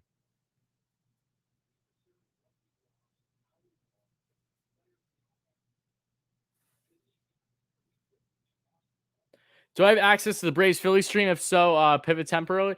Jeremy, I can turn on the. Actually, no, I can't even turn on the game. No, I can turn on. I can turn on the. I can turn on one of the Braves. I can turn on one of the games currently if you guys want me to commentate that. In the meantime, guys, how this? Let me know in the chat, guys. What would you prefer I do? You prefer I just continue with Q&A right now, or would you like me to do commentary for a different game? I can't do the Phillies game because it's blacked out where I am, so I can't even watch it. But I can do any other game. So that's something that you guys would like me to do in the meantime. We for sure can do that. I can't do the Phils game though. I apologize. I'd like to, especially against the Dodgers, but any other game, if you guys would like me to do commentary for, let me know in the chat right now.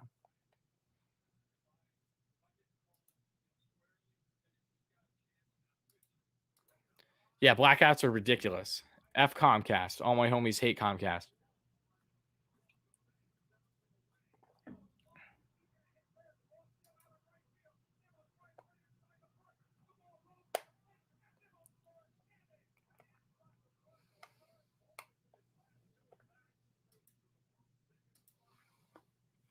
All right, folks, hold on. I'm going to look at games right now. What's currently on. Maybe we'll do Braves just because that's an important game for the Braves to lose for our sake, for us Mets fans. So maybe we'll do that. White Sox for my AL team. I'd commentate them right now, but I know we don't have nearly enough people that would care. The Blue Jays game's awesome, but I'm gonna go Reds. We're gonna go Reds and Braves. Why not?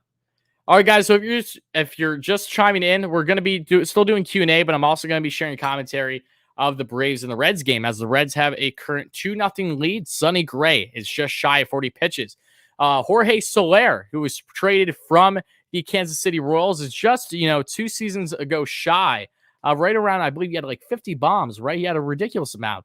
Sonny Gray misses with the slider outside. However, it's 2-1 on the count, 2 outs here in the inning. So, yeah, we'll see. This is a big game for both the Braves that are trying to stay afloat, second currently in the division, just ahead of the Mets.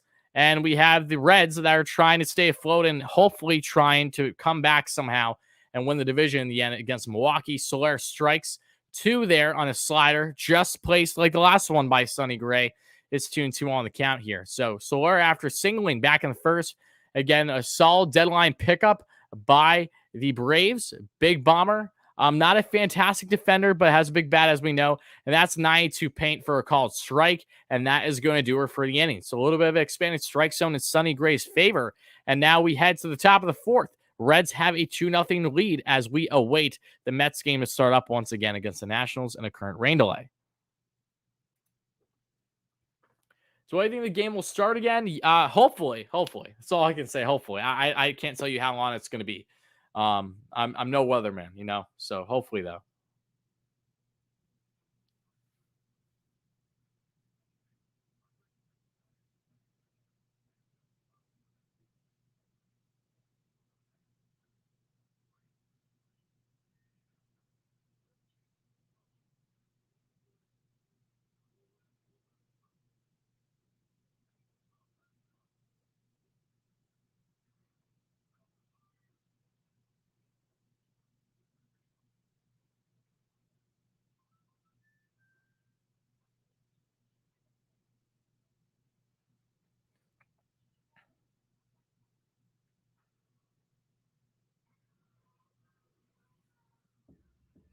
I have the weather, the thing on Twitter for like checking Mets weather. Yep.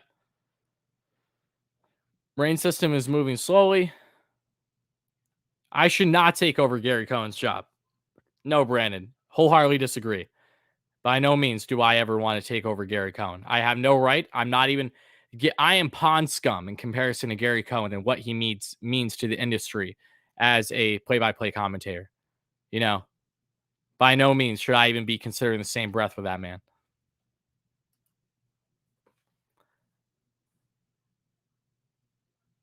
Oh, imagine me commentating the Little League games. I'd lose my head would blow off. You joking? Strike zones are all over the place. I feel terrible for those kids more than anyone else. Imagine trying to prepare yourself as a young hitter, young ball player, whether you're a pitcher or a hitter, and you got strike zones that are so bad. It's like, what am I even doing here? Wayne Randazzo is awesome. I love Wayne. I thoroughly enjoy everyone that is in Mets broadcasting, whether it's the play-by-play color like Gary, Keith, and Ron, or of course radio between Wayne Randazzo, Howie. I love them all. That's going to be a pitch inside by Drew Smiley, the southpaw. 43 pitches in for the Braves as they are now in the top of the fourth. Joey Votto's 1-for-1 with a double and a run scored is on deck here. Pardon me, he's not on deck. He's at the plate. I'm an idiot. See, I wasn't prepared to be commentating Reds games today. Either way, it's going to be now a 1-2 count. That's a fastball in on Joey Votto.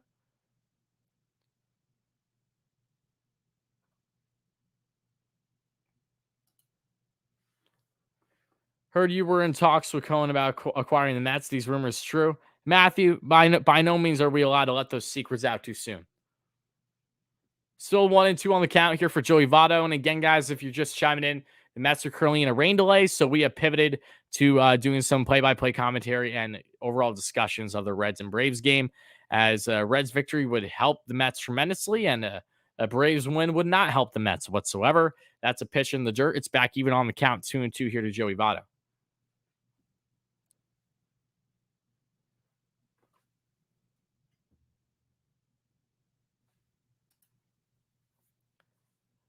Matt, I was going to announce the minority ownership thing. I don't know why you had to spoil it, but there you go.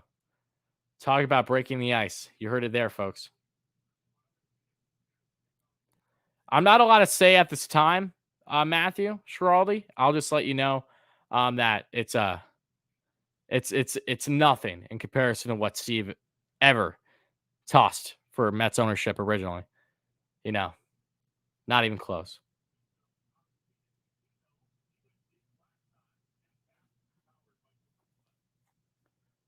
And let's see here. I don't even know. I focused away from the Braves game for a second. My apologies. Braves made great moves at the deadline.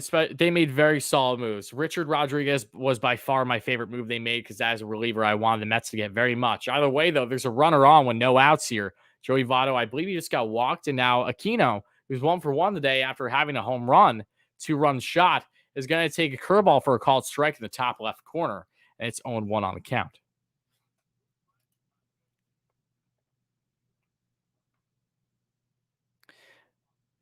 Do I like Tom Brady? No.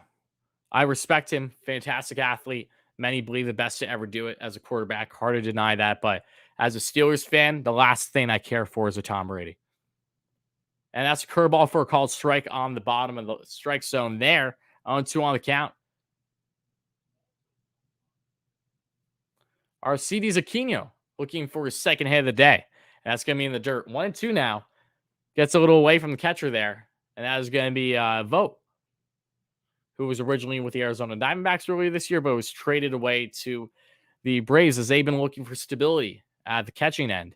As Travis d'Arnaud, who is on a rehab assignment, I believe, but has been out the entirety of the year thanks to, I think it was a torn thumb ligament. Something happened with his thumb. Broken thumb, whatever it was.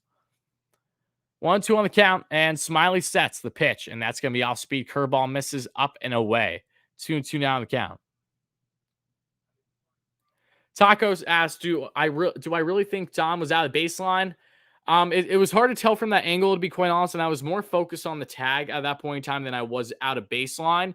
I'm going to go with the assumption that Dom was, however, when his spin move, that had to have been what initiated because, the guy at second issued it right away that he was out. So if I was there, I wish I could give you a more definitive answer, but I'm going to trust what they said that he was out of baseline. It didn't look like it was anything drastic from the television, however.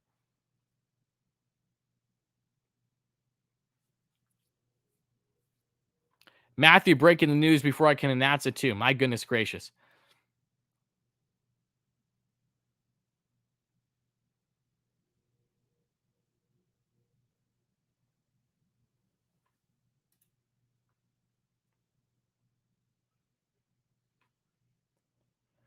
So I think the Mets game gets postponed. I have no clue. Right now. It's just a wait and see as Aquino strikes down the curveball when by no means was in the zone. And now there's one away between the Reds and the Braves. And with saying that, folks, I'll be right back. I just have to go use the restroom quick, but stay beautiful. Stay classy. Be right back. Stay tuned. Hopefully this rain delay won't prolong too long until we have answers on if this game will continue or not. Be right back, guys.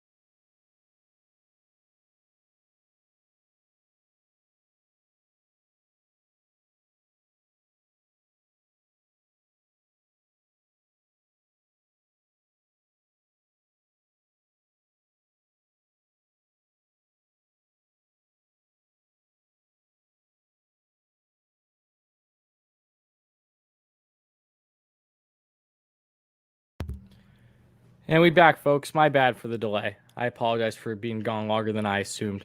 How are we looking when it comes to weather-wise for the Mets? Can someone update me, please? Switching back on S and Y right now, so I'm assuming we'll be done with the. Actually, I don't know. G time. Maybe she should root on the Reds. She's absolutely rooting for the Reds right now as rain delay.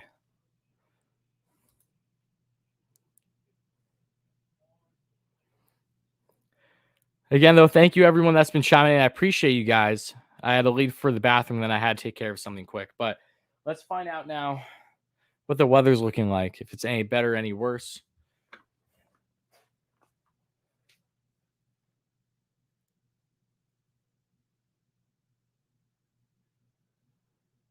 Oh, okay. Brooklyn Mets. His first season wasn't considered until the following year because all he had was playoff outings in 2015. So I don't believe Conforto's actual first season wasn't until 2016. I don't think.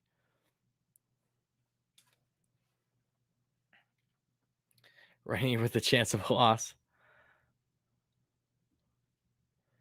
You're there right now. It's brutal here. It's going to get canceled. All right, I guess we'll have to wait and see.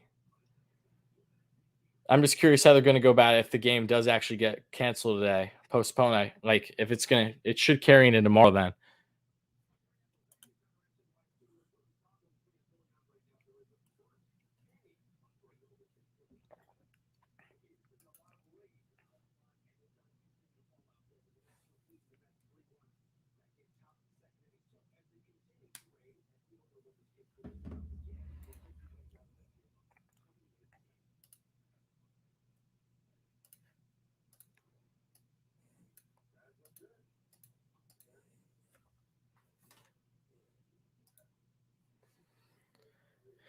Mike, Oppo bomb from Juan Soto in the top of the first, and the Mets were down 3-0. But thanks to Dom Smith RBI double to bring in Alonso after having a 2-out RBI to dead center. Pardon me, not RBI, 2-out double. The Mets are very much in this game, but question is, when is it going to start back up, if at all? That's something that I don't have an answer to, and no one really does right now. It's unfortunate.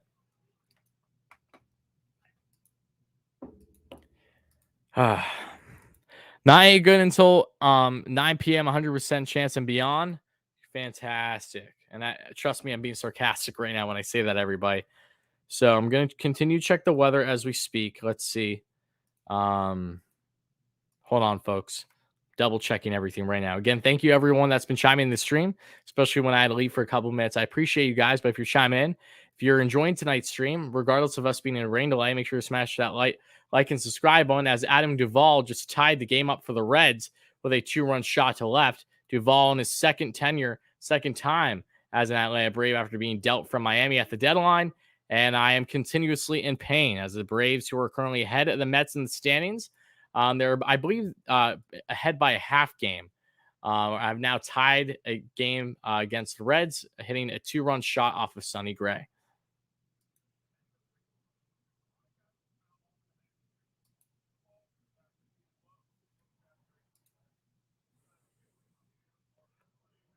Oh, yeah. So it looks like 100% chance at 9 p.m. and then 40% chance at 10. And I'm going to continue to check on Twitter and everything. I'm sure you guys will be doing the same.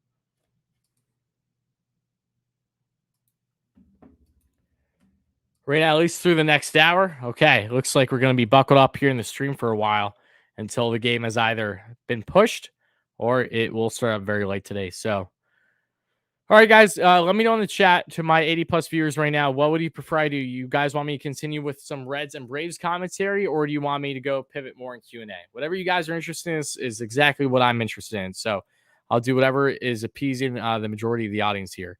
Brooklyn Mets says, so is He is a free agent unless he agrees to a qualifying offer if it's offered by the Mets. Correct. Yes, I do believe that is the understanding.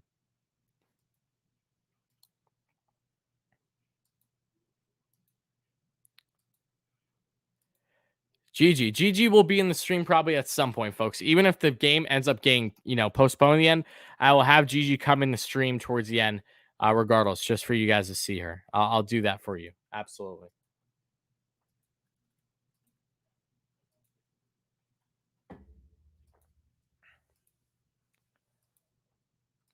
Big swing and miss there by Jock Pearson, and that is going to have things now be full count to him with 2 outs as the Braves have tied this game against the Reds in the bottom of the fourth. Sonny Gray, 64 pitches in after giving a 2-run jack to Adam Duvall, outfielder acquired at the deadline by the Miami Marlins, second time in a Braves uniform for Atlanta. Where did you get that picture behind you on the left of Citi Field? Oh, this one? Wait. The bottom debate, the one that's the shape of an actual base. I got that from a great subscriber and Dave who sent many things my way. So I don't know the actual site it was from. I have to check, but I did get that from a subscriber, and I'm very grateful for that. Great friend. Car Coach, Rory, what are your top 3 Mets moments in your life as a fan? Oof.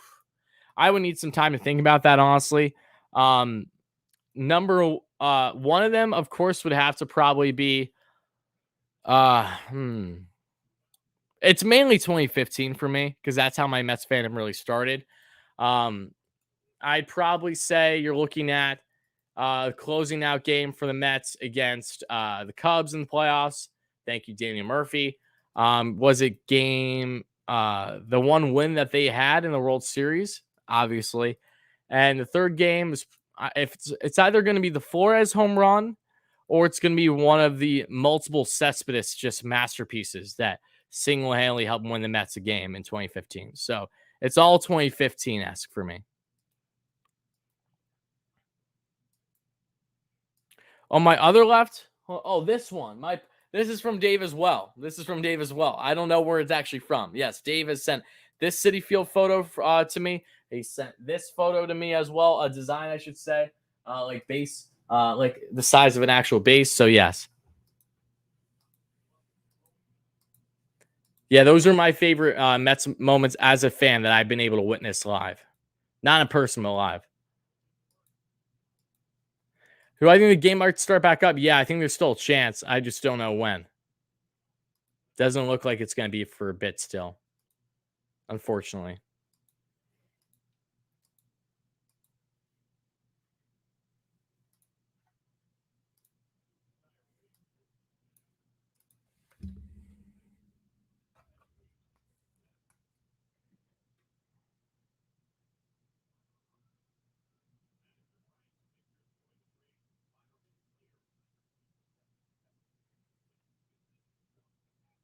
And guys, we're already 20 likes away from a hundo. So again, make sure to smash that like and subscribe on if you haven't already, guys.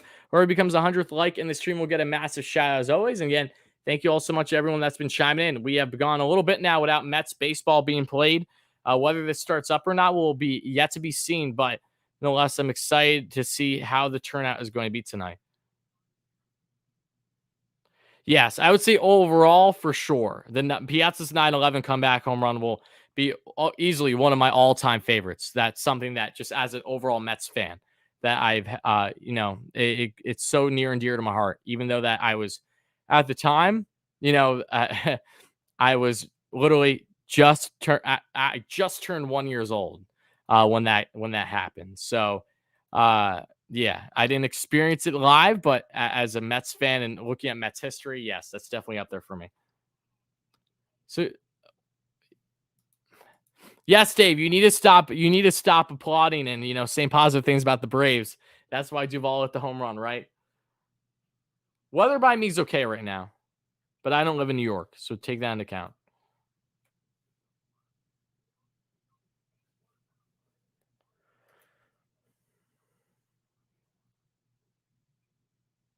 Any Chavez catch? Oh yeah, absolutely. That's why we got the catch on the wall behind me. One of the best, of course.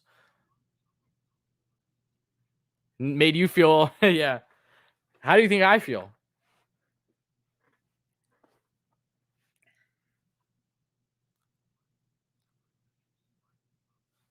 Nothing beats Mookie for me. I have the signed Mookie and Bill Buckner jersey, dual jersey, to my right that you guys can't see. It's off camera, but it's on my wall. Absolutely. And it gets through Buckner.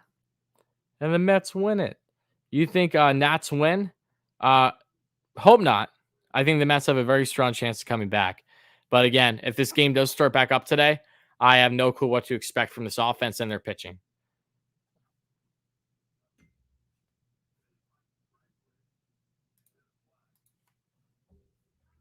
You were 4-86.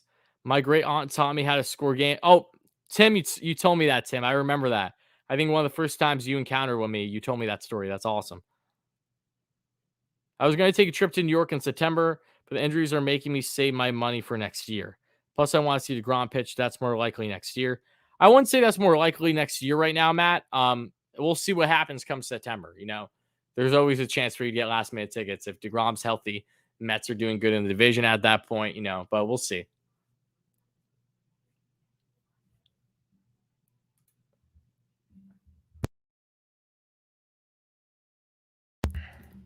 All right, so Juan Soto will be a free agent after the 2023 season because of his agent Scott Boras telling him not to sign a qualifying offer. So that's when Cohen can shine big time and sign him for us fans. My goodness, could you just imagine Juan Soto as a New York Met? I don't see it happening, but again, we'll see. The Mets have not a 3 to 5 year window with a lot of the core in this team that they expect to win. We'll see. Do you think the Mets can still make playoffs? Absolutely, Charlie.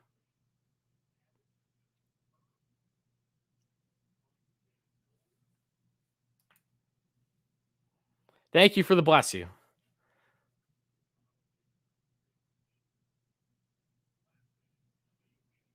All right, guys, everyone in the chat right now, as we're still waiting this rain delay between the Mets and the Nationals, question everybody in the chat.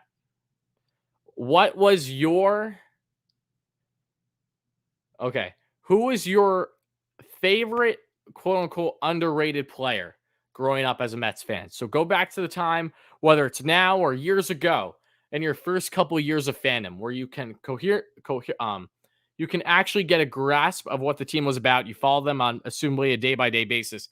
What was your favorite underrated player, underappreciated player that you felt did not get nearly enough press, nearly enough talk that he rightfully deserved during his time in the blue and orange? So everyone, let me know in the chat, who do you believe was the most underrated Mets player during your young fandom? Clarifying on the young part, as you being a young fan growing up, and two, on the underrated, underappreciated player. Greg Jeffries, okay. Asdrubal Cabrera, I agree. I can agree to that. As a younger fan, I loved Asdrubal when he was a Met. Wilmer Flores off the top of your head. Lucas Duda. Duda was underrated for a while. We're not going to talk about 2015, but I did like Duda back in the day, for sure. The Grandy Man. Okay. Love me some Grandy Man.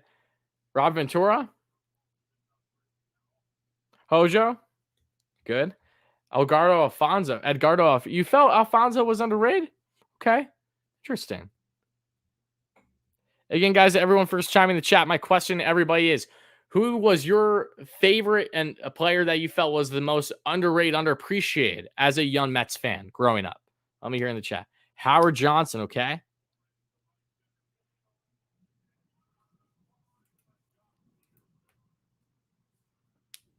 Jose Valentin. Wally Bachman. Austin Millage. Rafael Santana. Gary Carter. I don't think Gary was underappreciated, but he was on a powerhouse team in the 86. We know that. David Wright was not underappreciated. Jeff Kent. Yeah, a lot of Mets fans don't love Jeff Kent. Because Jeff didn't do, his best work in his career, specifically with the Mets. But Jeff Kent was a fantastic infielder. And deserves to be in the Hall of Fame, if you ask me. Ike Davis. Vince Coleman. Kevin McReynolds. I have to be frank. I don't know all these names, guys. I have homework to do. I'm looking forward to doing it, though. Paulo Duca, I know well. Paul actually used to follow me on Twitter on my old account.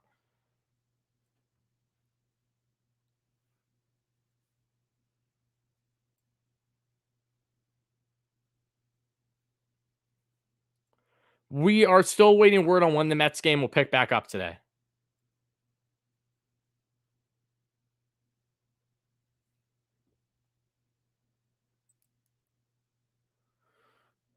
Is the game coming back on? We're still, again, waiting word on if and when this game will pick up again. Weather's not looking too hot still. Agbayani? Ray Ordonez, pardon me. I got the signs from either subscribers or just websites or even stores. It all varies. There's not a specific destination. I went to Ike Davis's first game. I was kind of hoping I was seeing the beginning of a great career. That was a disappointment. Ike is a very interesting story. Last thing I heard about Ike Davis is that he was trying to rejuvenize his career as a pitcher. Yeah, Ike's had his moments, but yeah, didn't necessarily live up to hype. But he does have a special place in a lot of Mets fans' hearts.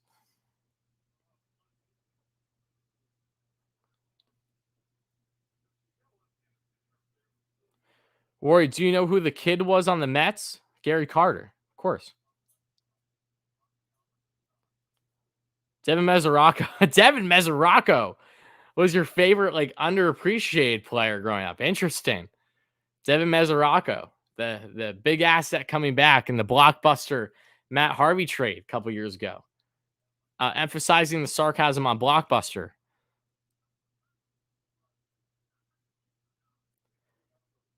Go Caps. I don't know what you're saying for Smith or Conforto. Why would the Mets allow Dom Smith or Conforto to go to the Nationals? That doesn't make any sense to me. Nor does it really make sense for the Nationals.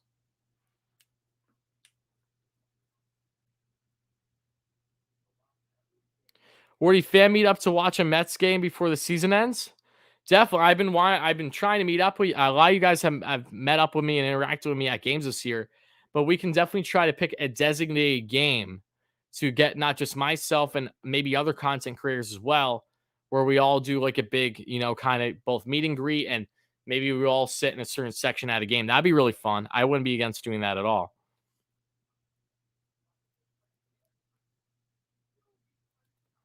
Who do I got? Who I don't want anyone as a new Mets manager right now until Rojas is time in New York is done. I'm not gonna go and say I want someone else to be manager. Mo Vaughn. Oh, Soto wants. I would give up anything for Soto. I love Michael Conforto to the death of me, but I wouldn't even hesitate to part ways with Conforto or Dom or both for that matter for Soto. Wouldn't even second guess it.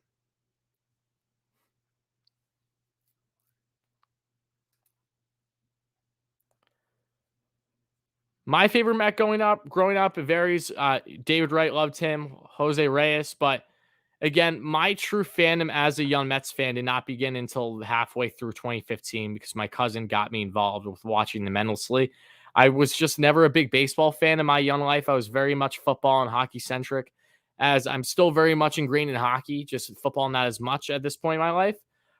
So I when I tell you David Wright, when I tell you Jose Reyes, that doesn't come with the same significance as my love for Michael Conforto, Jacob deGrom. Like those are guys that I've been following like day in and day out, really.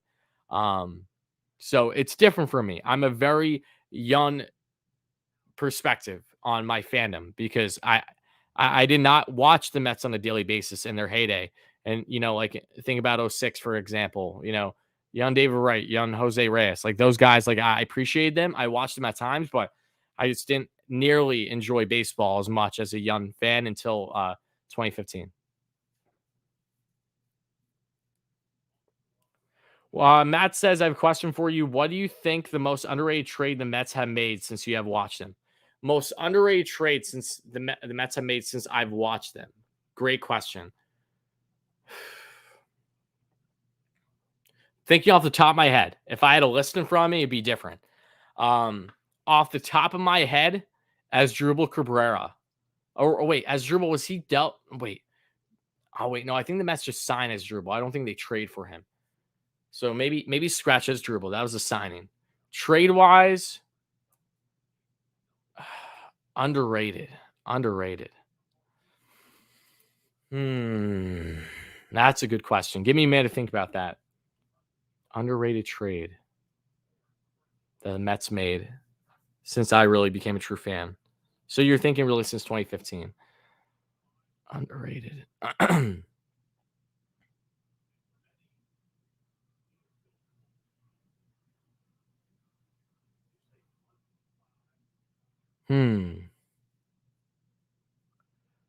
Underrated. I almost want to go and say Drew Smith.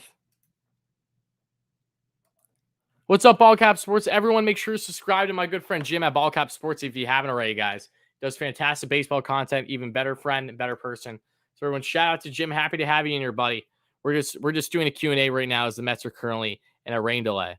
Most underrated, I would say, in my young Mets fandom, Drew Smith stands out to me.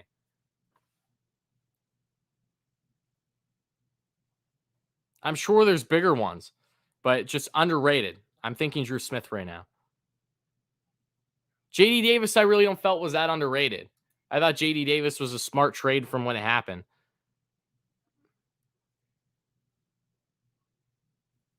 Do you think it's time to trade Conforto? Well, Conforto can't be traded. Trade deadline's over. He's free agent at the end of the year. I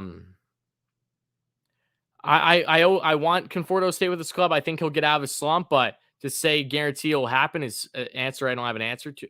Something I don't have an answer to right now, unfortunately. But I'd say Drew Smith has a very underrated trade in recent Mets history.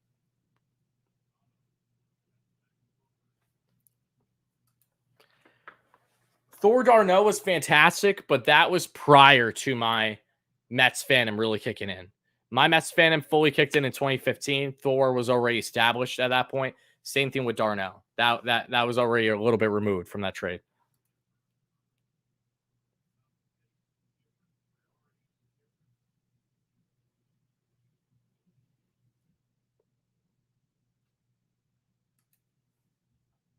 And that was a big trade too as well. It wasn't very underrated.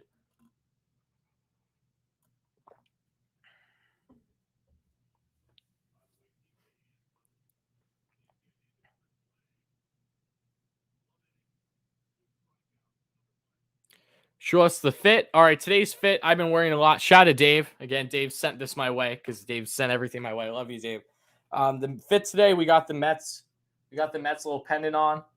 Little like blue crystals in there. White gold. And we got very interesting Mets jersey. I love this thing. The Mets patch here. Little Mets patch on the side. Striping. No name or number on the back, but that's what we're rocking with today. And, of course, the iconic black hat.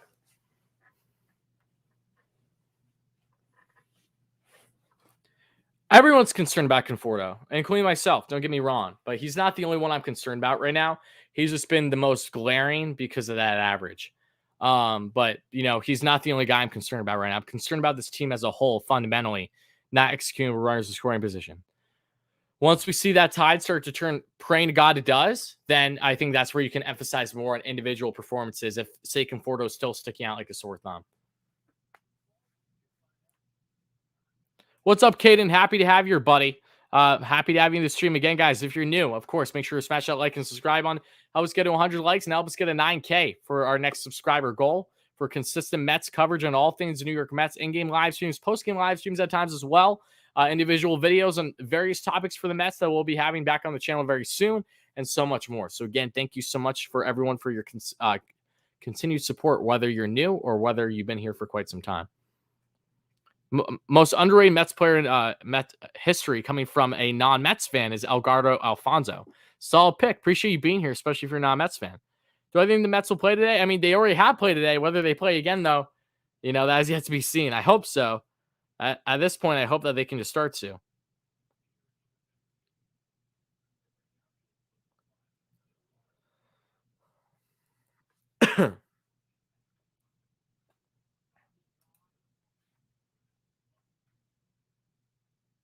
Sean Green, was Sean Green a New York Met? See, again, this is from a young fan perspective. I didn't even know Sean Green was a New York Met. I know Sean Green far and well, though. I have him on my team in MLB The Show. I did not know he was a Met, though.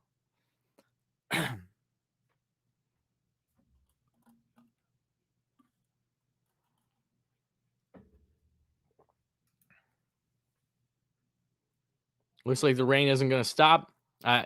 We'll see. The game's either going to continue and pick up later tonight, or it's going to probably push, get suspended, and pick back up tomorrow or the following day in the doubleheader.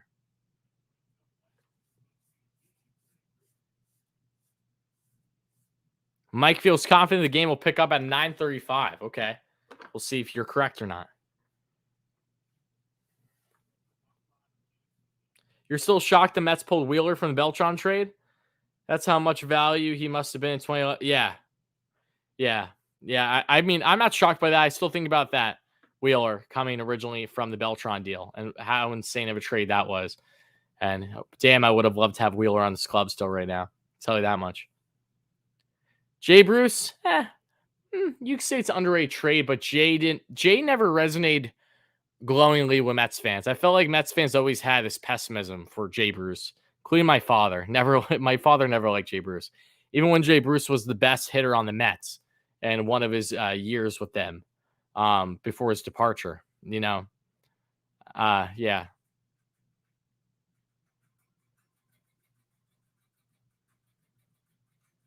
Howard Johnson, yep, great pick as well, Dave, for sure. Travis d'Arnaud, the trade at the time was underrated. It wasn't underrated, though, because RA just led that thing. d'Arnaud had his moments with the Mets, but I don't think d'Arnaud would have ever became the player he is today, besides his injuries, with the Mets still. I don't. And I'm fine with the Mets not having d'Arnaud. He really is burst on the scene with the Braves. But again, some players just do better in other organizations. And d'Arnaud's dealt with injuries all throughout his career. So, is what it is. I will say that was awfully foolish, however, of Brody when he, what was it? He re-signed d'Arnaud, right? And they just traded away for nothing. It was stupid, the situation that happened. Bob Ojeda, yep. I don't know. You'd have to ask others that have been around during Bob's time to really label the underratedness on his part. Roberto Alomar. I miss Simone's Woods Richardson. Hey, he's with his third club array. And he hasn't even hit the bigs because he was traded as part of the Jose Barrios deal now with the Twins. Simone has plenty of potential. I'm excited to see how he's going to do in Minnesota.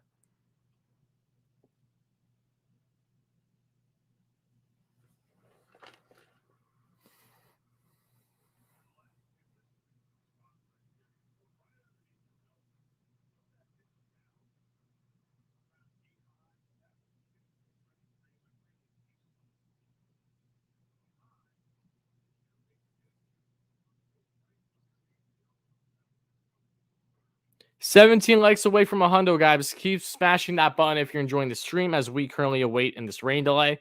Thank you all so much for being here. What's up, Pinch? No rain after 10. Yeah, that's what I'm hearing from many.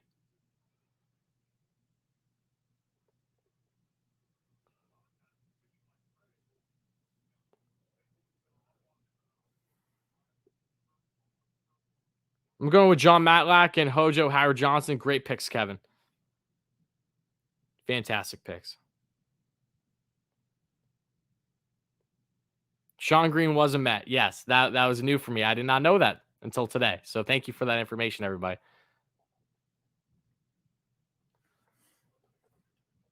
Where Donnie is, some people have said that already.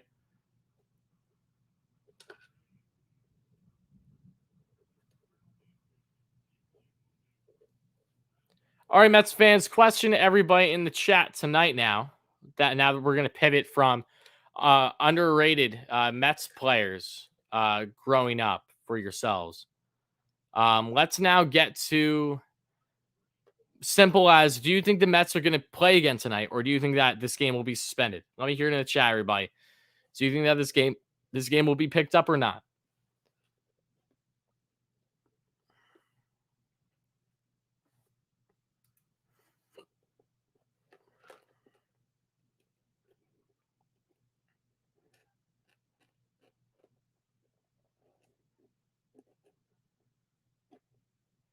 Some people say suspended. Some people think the game's going to be picked up.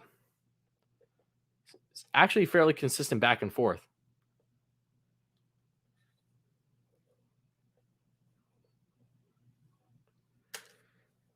Tim thinks suspended. They will play, says Ryan. Yeah, I'll be there tomorrow too, Patrick. I will say, however, if a game is suspended and there's a doubleheader tomorrow, I don't think the normal game tomorrow at 7 would be a 7 inning. It would still be a 9 inning, especially because we're already through 2 in this game. So I'd assume that it would be the final 7 of this game tomorrow, and then a normal 9 inning game for the second. Because they normally, I don't think they switch a game from a 9 inning to a 7 game when this kind of suspended, then doubleheader becomes official.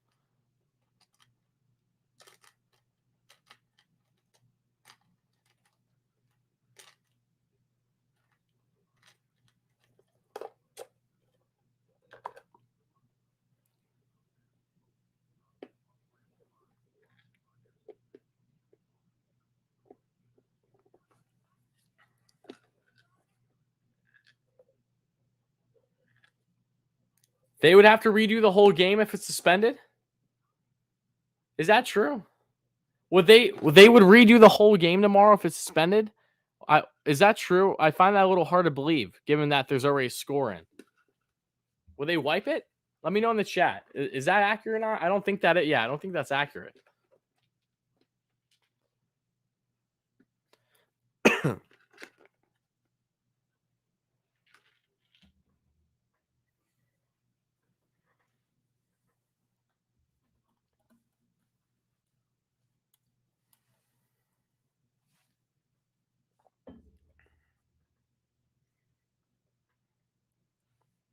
Do I think Jake Magnum will get called up in September? Probably not. He's raking AA, I'm aware, but he needs to hit AAA. I don't see him making that significant of a jump this year.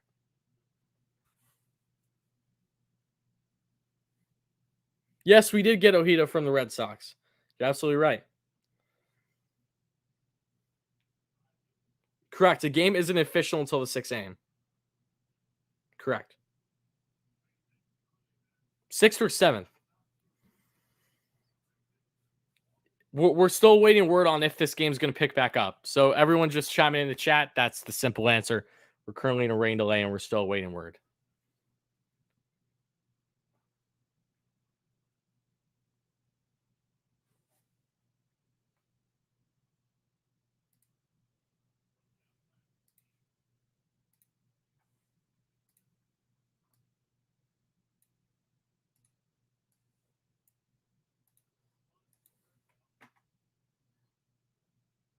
Asdrubal was a very underrated player. I agree. I really Asdrubal was my favorite player for a little bit when he was with the Mets. I really, really liked him. I thought he was so underrated.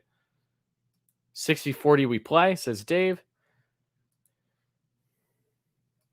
See, that's what I've been assuming. Yes, if the game's suspended today, they will resume at the same point at what they are currently at, assumably tomorrow. But again, there is still a chance they play tonight.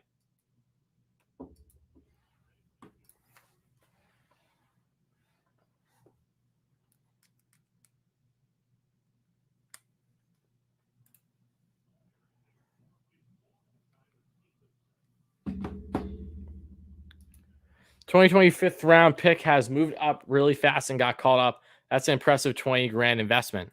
100%. Yeah, it's always good to see when guys are blossoming this quick.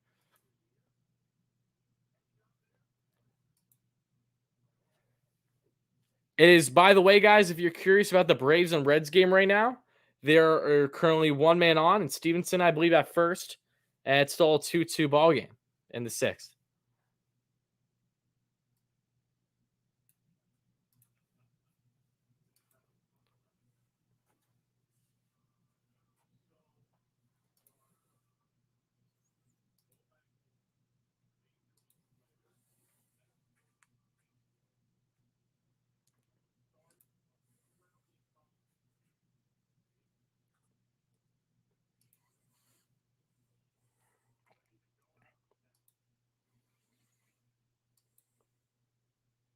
This is going to be a long stream if this game picks up, though. I can tell you that much, folks. A long stream. I was even thinking that we were going to be in the top of the third. I forgot. We'll just be in the top of the second. We're only 1 inning into this ball game. My goodness gracious. And we're 2 hours and 10 minutes into this live stream tonight. Boy, howdy.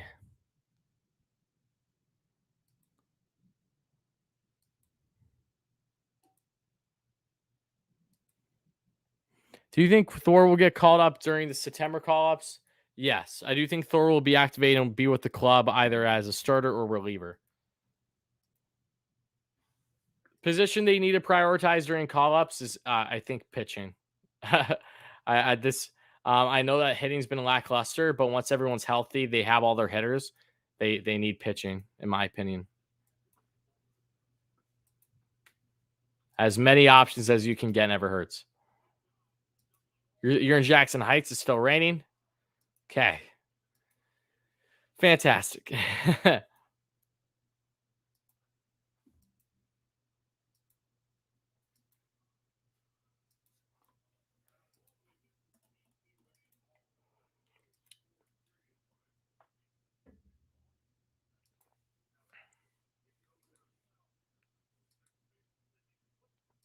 Highly doubt baseball night. I just need to know what time it starts tomorrow because I'm gonna have a long day. Because I'm gonna want to be at both games tomorrow, probably. Yeah, if it's single admission tomorrow, because I'm already going to the normal game tomorrow, I'm definitely gonna want to try to be at both. But it's gonna be a long. I'm gonna have to. Oh my goodness, I hope I can make it because I reside easily, at least 2 hours away from City Field, so be a long day trip for me tomorrow. Did I know Seaver was with the Red Sox in '86? Did I know Seaver was with the Red Sox in '86? Yes.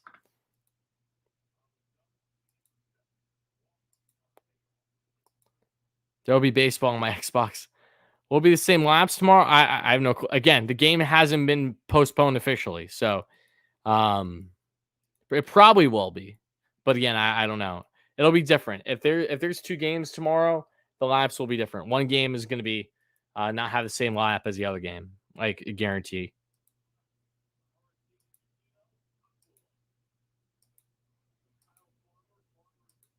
So no longer it's 40, it's 20. I'm glad you brought that up about September call-ups. Yes, it is different this year. So there isn't as much flexibility for sure. But yeah, I would assume the Mets would prioritize pitching still. Yeah, Cohen hasn't given a weather update on Twitter, I don't believe, right? Because granted, I'm not checking actively as we speak, but that is something he's been doing in the past, and it hasn't unfortunately has been in the Mets' favor.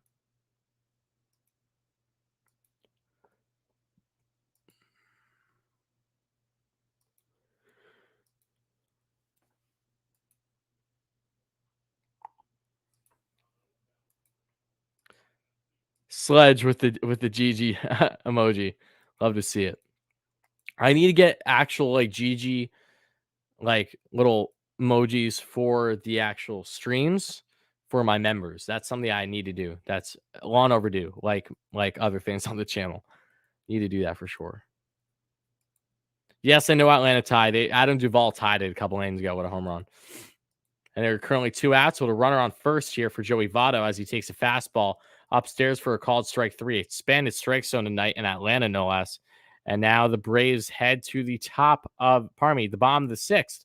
Still tied 2-2. Braves have 3 hits to the Reds 2.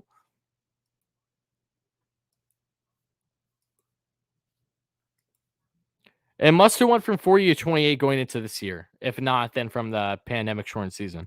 It had to have been very recent. You're in PA Sunday until today. Awesome, Pinch. I was saying that I'll be right back, guys. Just give me a quick minute. I'll be back in 1 second. Stay beautiful. Be back in 1 sec, guys.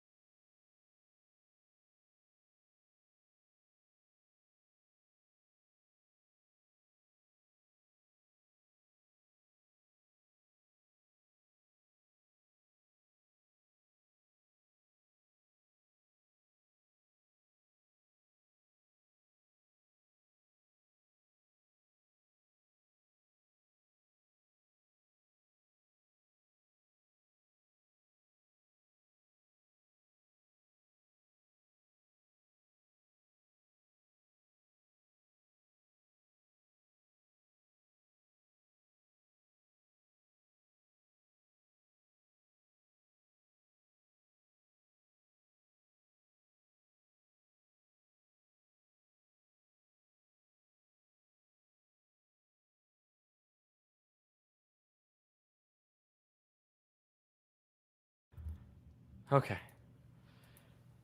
Lagging. Because why? It's not like I'm doing anything on my computer.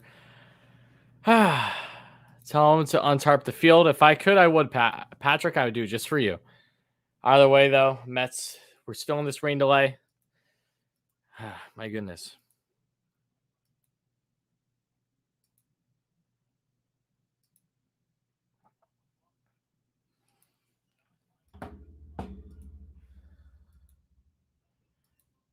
They can't call the game. They can suspend the game, maybe, is what they can do, and push it to tomorrow or the following day.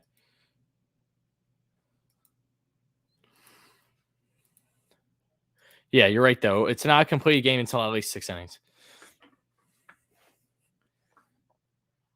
Ooh. Whew. My apologies, guys. I'm just getting myself a little tired right now. That's all. And I think I'm more tired just because of the whole waiting game right now. Not tired as much in the whole live stream aspect. We've streamed so long on the channel. Like that's, that isn't the issue. It's just the fact of like, what are we streaming right now exactly? Yeah, Cookie's done tonight. I don't see Cookie pitching again. Absolutely. Unfortunate for him that he couldn't have more than just a half inning. Oh my goodness, I just lagged so hard. Unfortunately, he couldn't have more than just a half inning where he gave up, a total of 3 runs. Not ideal, but it is what it is. Or 1 inning, I should say. Whatever. I'm talking out my ass right now. My apologies. This is an extra day of rest for Javi for sure. Here's the thing, though. If the Mets play 2 games tomorrow, they're going to probably feel that the need to have Javi one of those 2 games. So, I don't know. Yes, if the game gets pushed to tomorrow, they do start with the same score.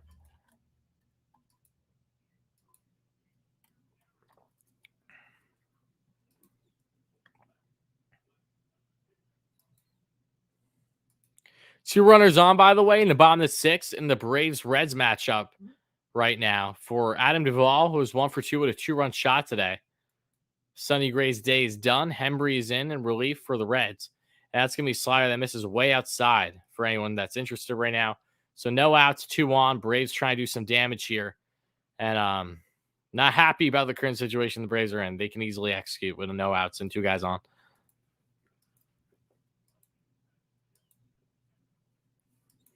Lindor is still 2 weeks away, at least.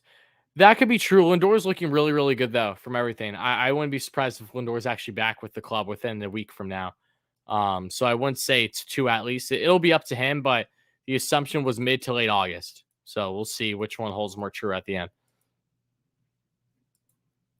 You're at the game still, Ethan? Ethan, weather update from the game, Ethan. How's it looking right now?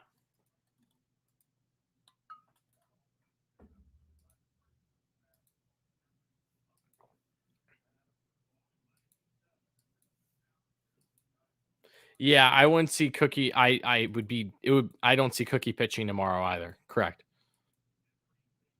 Yes, we are still very much in a rain delay, folks. You absolutely got to be careful with obliques. 100%.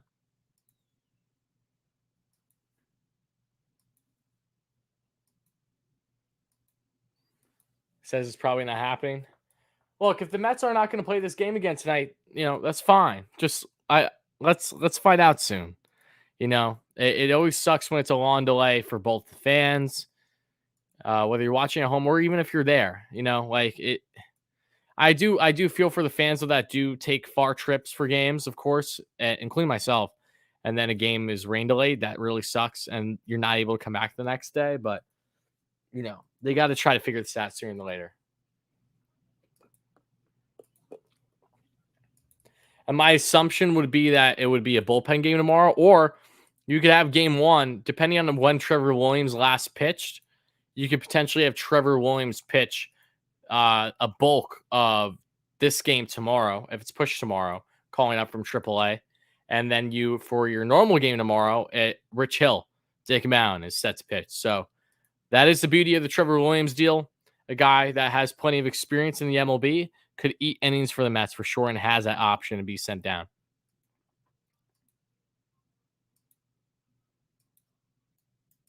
You're in DC on December on the September 4th. It better not get canceled. I hope for your sake it doesn't. But again, we're just under a month away from September 4th. So no one knows the weather yet.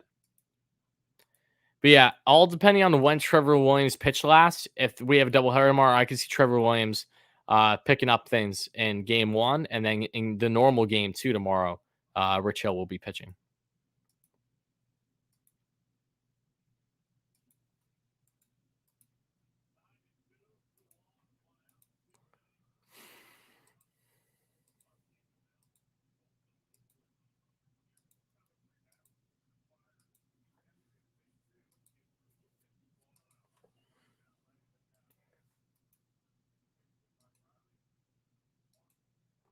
I don't know what time they'll cancel the game if it keeps raining. My guess is they'll probably wait this out until the latest 10 o'clock. So that's all I can really give you right now. I'm not an insider, I can't really say more than that. But again, we'll see. This is a weighing game. I'm waiting. I'm watching. So are you guys. As currently in the Braves and Reds game, however, there's one away as Adam Duvall was out. Now they bring in the ever so lovable Amir Garrett, who rips a off-speed pitch 92 away to Jock Pearson for the Reds, as the Reds are trying to get out of the 6th unscathed with a little bit of a jam right now. And the Braves are trying to execute and get the lead for the first time in tonight's game.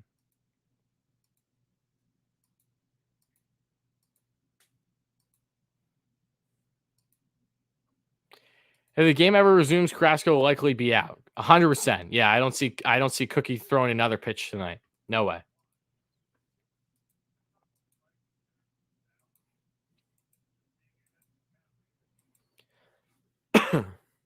We are not back, Neil. We're still waiting.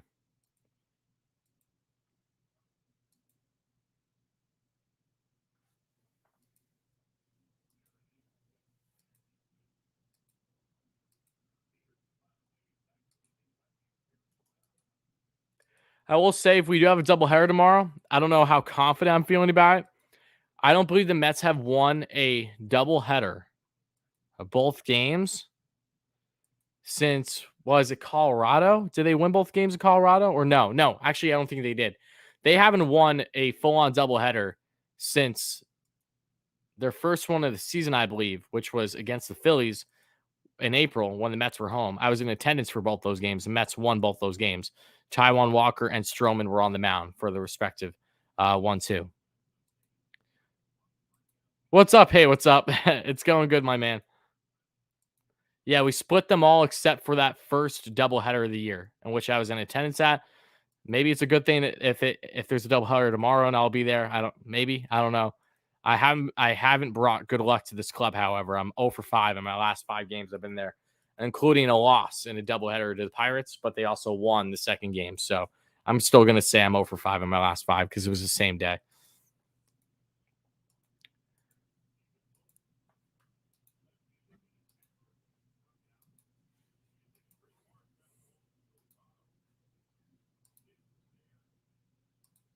Did they win both in Colorado?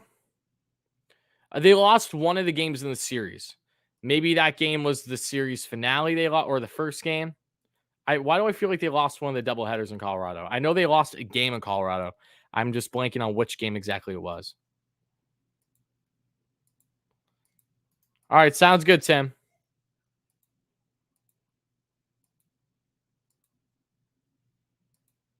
Yeah, Matt, I was there for that entire series when that happened. No, they swept the Rockies in May at City. Oh, you're right. Oh, I'm sorry. Yes, I forgot about the doubleheader at City against the Rockies. That I forgot about. Okay. I forgot about that one. We streamed that on the channel too, I think. Yeah, I forgot. Yes, the Mets did sweep those games, right? Yeah, I think they did. Steve should buy a roof for sale. I agree. Not that it's cheap or anything, but a roof would be awesome. Yes, I completely forgot. Okay, so the Mets have won 2 doubleheaders this year. And against the Phillies at home in April, I was in attendance, and then in late May against the Rockies at home.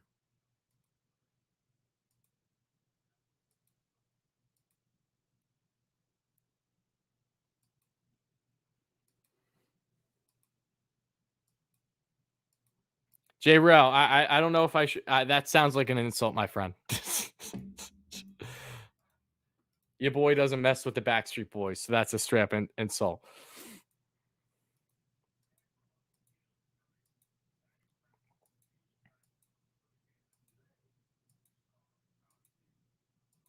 I know Roof probably isn't coming, but it's wishful thinking. Wouldn't be the first time us Mets fans hope for something and didn't come to fruition.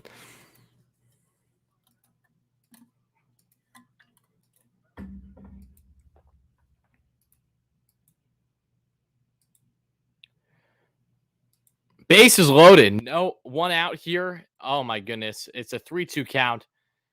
All Amir Garrett needs to do is throw one more ball and a run comes in to give the Braves the lead, because there's nothing better than bringing Amir Garrett into a game in the bottom of the sixth with multiple runners on, with only one out.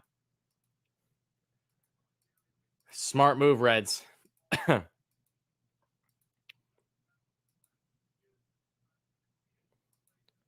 I'll check on the Phillies game. It's probably going to get postponed, though.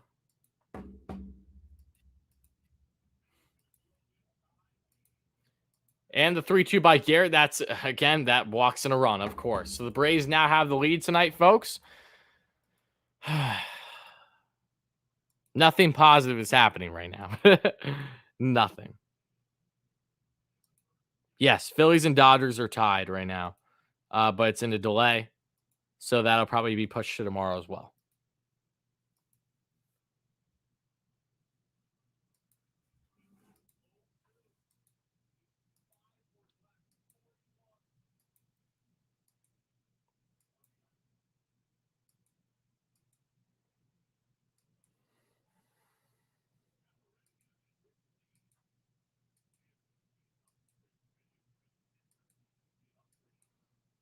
We need to do something about the score.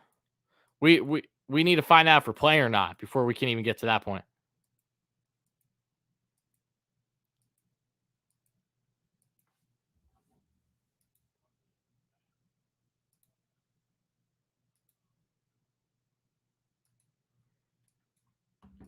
Because it's getting a little bit of a drag. Seriously. What's up, Dave Knight? How's it going, my man?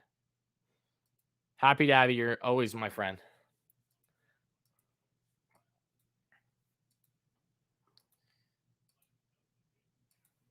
Hunter, don't bring that negativity in here. I'm going to be at Citi Field tomorrow. I don't need that negativity, Hunter.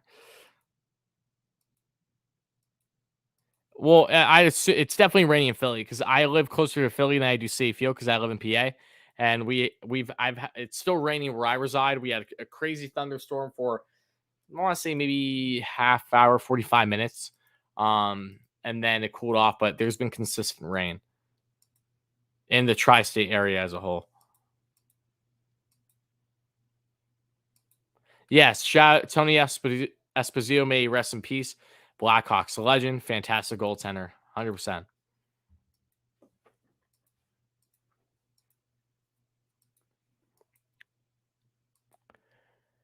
The game would not count as a loss. It would be suspended and then played tomorrow or the following day, more than likely, picking up where they left off. The only way it counts for a loss is if they played a race 6 innings, and that would be a complete game. Odds are feeling fairly slim they continue the game at this point.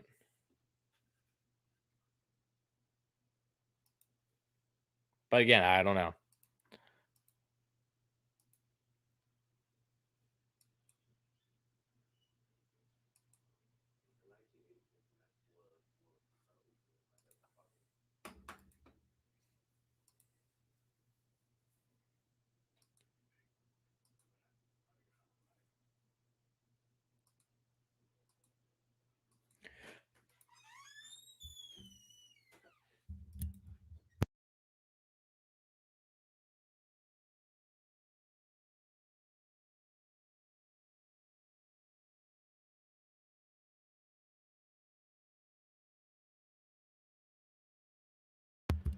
Okay, folks.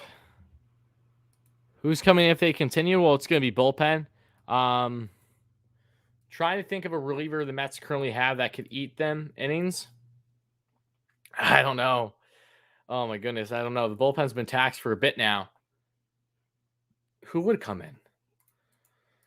Who would come in? That's a great question. How would they go about the bullpen? This makes me not even want the game to continue, to be quite honest.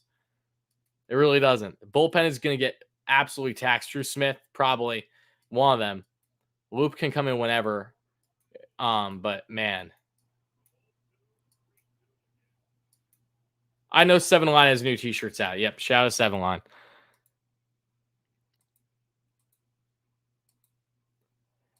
Yeah, a part of me doesn't want the game to continue now because of that. Because at least they'll have a little bit more time to prep tomorrow if they have a doubleheader tomorrow.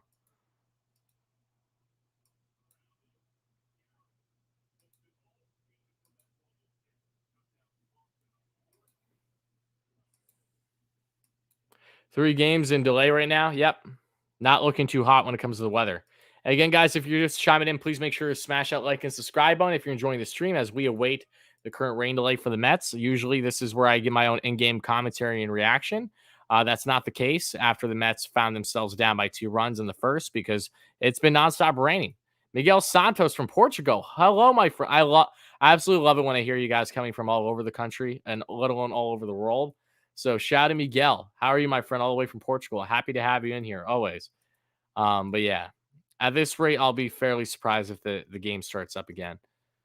It's been a hefty delay to this point.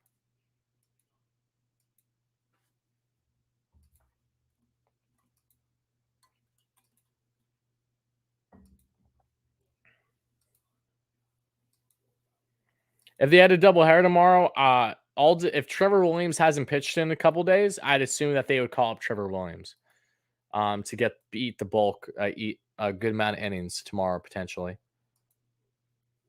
What's up, RP? Great member on the channel.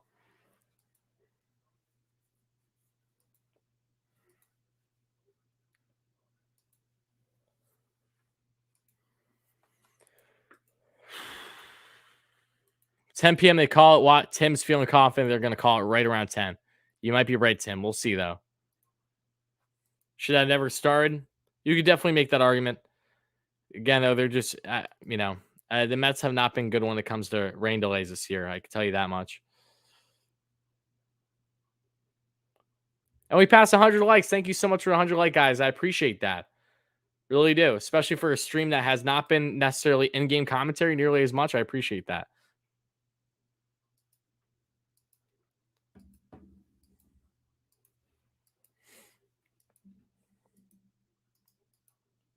I think the game will start around 9:30. That's 3 minutes away. I don't think the game's starting in 3 minutes.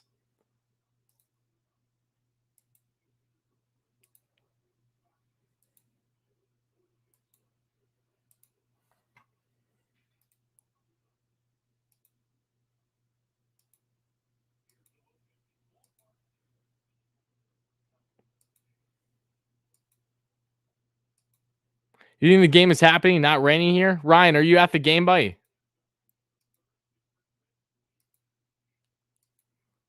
Some people think the game's going to happen. Some people don't think the game's going to happen.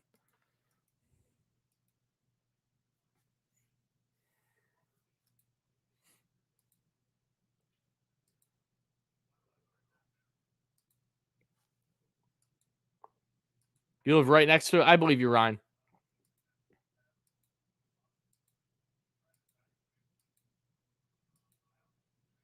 Let's go Raiders. I'll see 2 games tomorrow, maybe. I don't know. I will say, though, guys, the next time we will be live on the channel will not be tomorrow because I'll be in attendance. It'll be Thursday. Thursday, we will be live on the channel for our next in-game live stream, in which that will be Marcus Stroman on the mound for the Mets. And for the Nationals, I'm trying to think who will be for the Nationals. I think it's Fetty for the Nationals game 3. Should be Fetty versus Stroman. Yeah, because I think it's Ross and Hill tomorrow. Yep. So no less will be live again on Thursday. Friday, I'll be live for another Mets Talk episode. Breaking down this series recap and previewing the Dodgers series, and then I will be in attendance Friday night for the blackout night in the black jerseys. So excited to see them in person finally at Citi Field. So big week Mets wise coming. Hopefully they can just get some W's along with it. It's always more fun to cover the Mets, and when things are actually going in their favor. It's not nearly as fun when things aren't going in their favor, which has been half their season, literally. They're a game over 500. This is a rain or a pain delay? Try both, Matt. James, you're too kind, buddy. We're doing it right. We're just trying to stay patient the best we can this rain delay. I think we all just want answers at this point. You met Josiah Gray. He threw you a ball. That's awesome. It's awesome, buddy. Tonight, I'm assuming because you said you're at the game.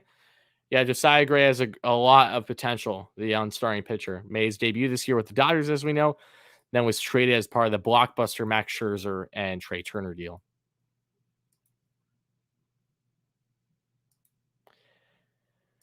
Any news on Lindor? We need the energy out here. Nothing. It just looks like Lindor's looking really, really good as he's still rehabbing. He's looking really, really good. Health-wise, I'm seeing him doing sprints. I haven't seen him swing the bat much. I've seen him throw a baseball. He's looking good. He's always happy. So, and Gigi is my bunny. I have a 6-month-old bunny named Gigi. She usually comes in the streams one way or another. Either we bring her in as we call it a rally rabbit, or if the Mets are losing by a certain point in the game, we bring her in to kind of good luck. Hopefully the Mets rally back. And there have been numerous occasions where that actually worked. And then we normally bring her in at the end of the game also if the Mets win, and then just doing a little celebration as I hold her. So, we have 130 viewers in the chat, and there is no baseball for the Mets to be played yet. If you guys want me to bring in Gigi for a couple minutes just for you guys to see her, I can gladly do that. It's not jinxing anything at this point, So if you guys want me to bring her in, I definitely will. Thoughts on Tatis playing out? Is Tatis really playing outfield? Is that legit? Is he trying to leg out through his injury? Is that the case? My goodness. I did not know that. I need to get up to date with that. That's crazy if that's the case.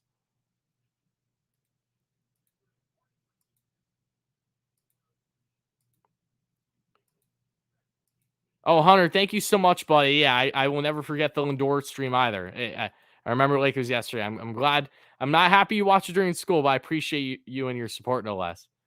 Just make sure you're focused on your schooling, my guy.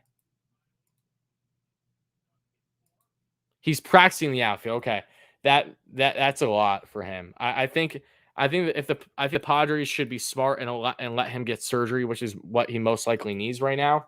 But I also understand how big of a year this is for the Padres, so it goes both ways. But no less, we're gonna bring Gigi in the chat because we got nothing to lose at this point. So we'll bring in Gigi. You guys can see her for a little bit. We'll see how much she likes it or dislikes it. So give me 1 second, guys, and then we'll get her all set up to come in for a couple minutes.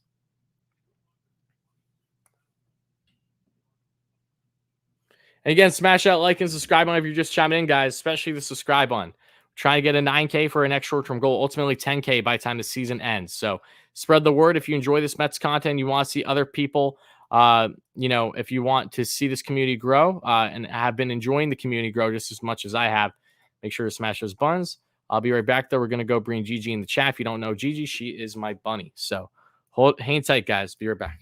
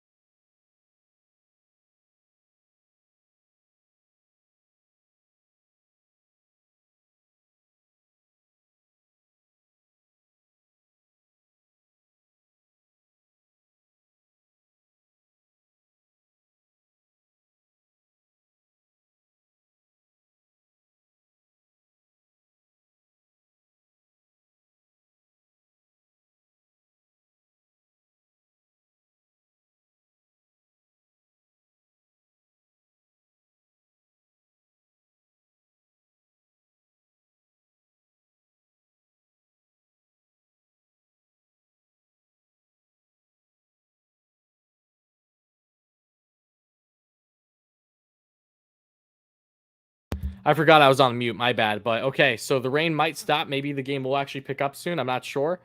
No less, we got Gigi here in the chat. Give me 1 second. I'm trying to show you guys Gigi. So if you guys don't know Gigi, this is my bunny Gigi.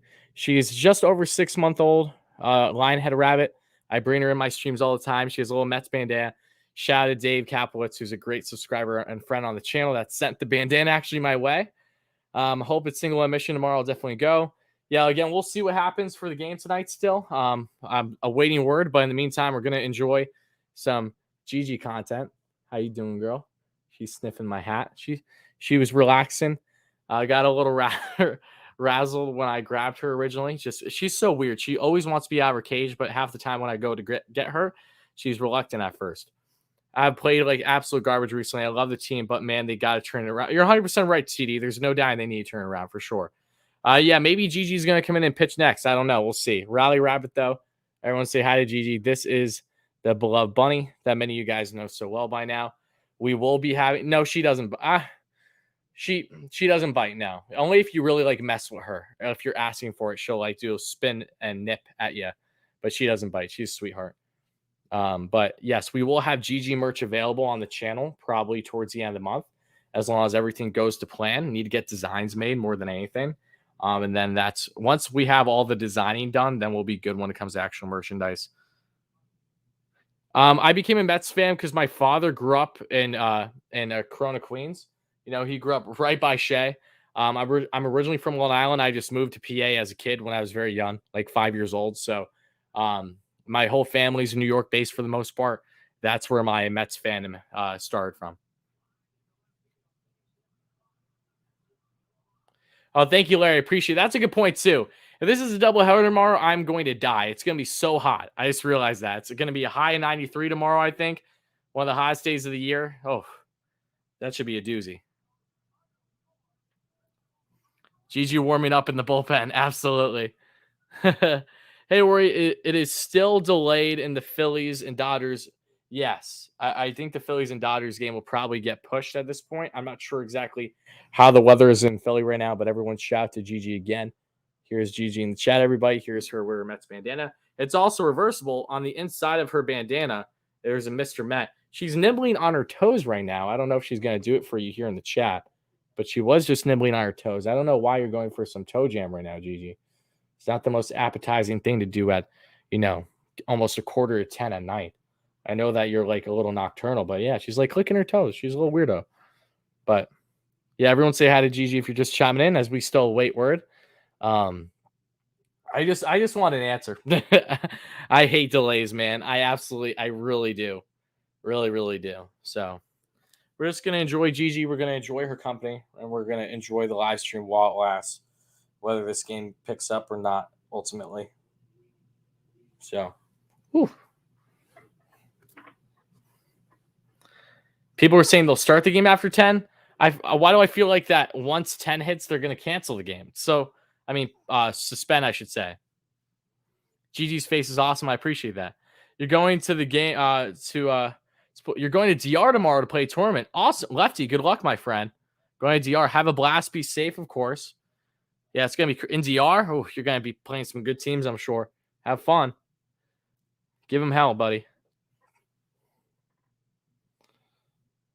I get some Mets earrings unless you own. I do not have Mets earrings. I probably won't go that far. I think that's more of personally. I don't know. I don't know if that's something that I'd go. I got the Mets necklace already. I think we'll settle with that.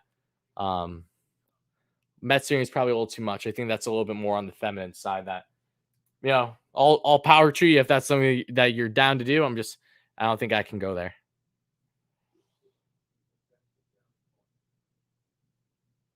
I got the rabbit from a pet store nearby, where my family, we got our previous rabbit from, because we had a dwarf, a black bunny, so sweet. Her name was Rex. We had her for 6-7 years, and back in, I think it was March, is when I got Gigi, my current bunny.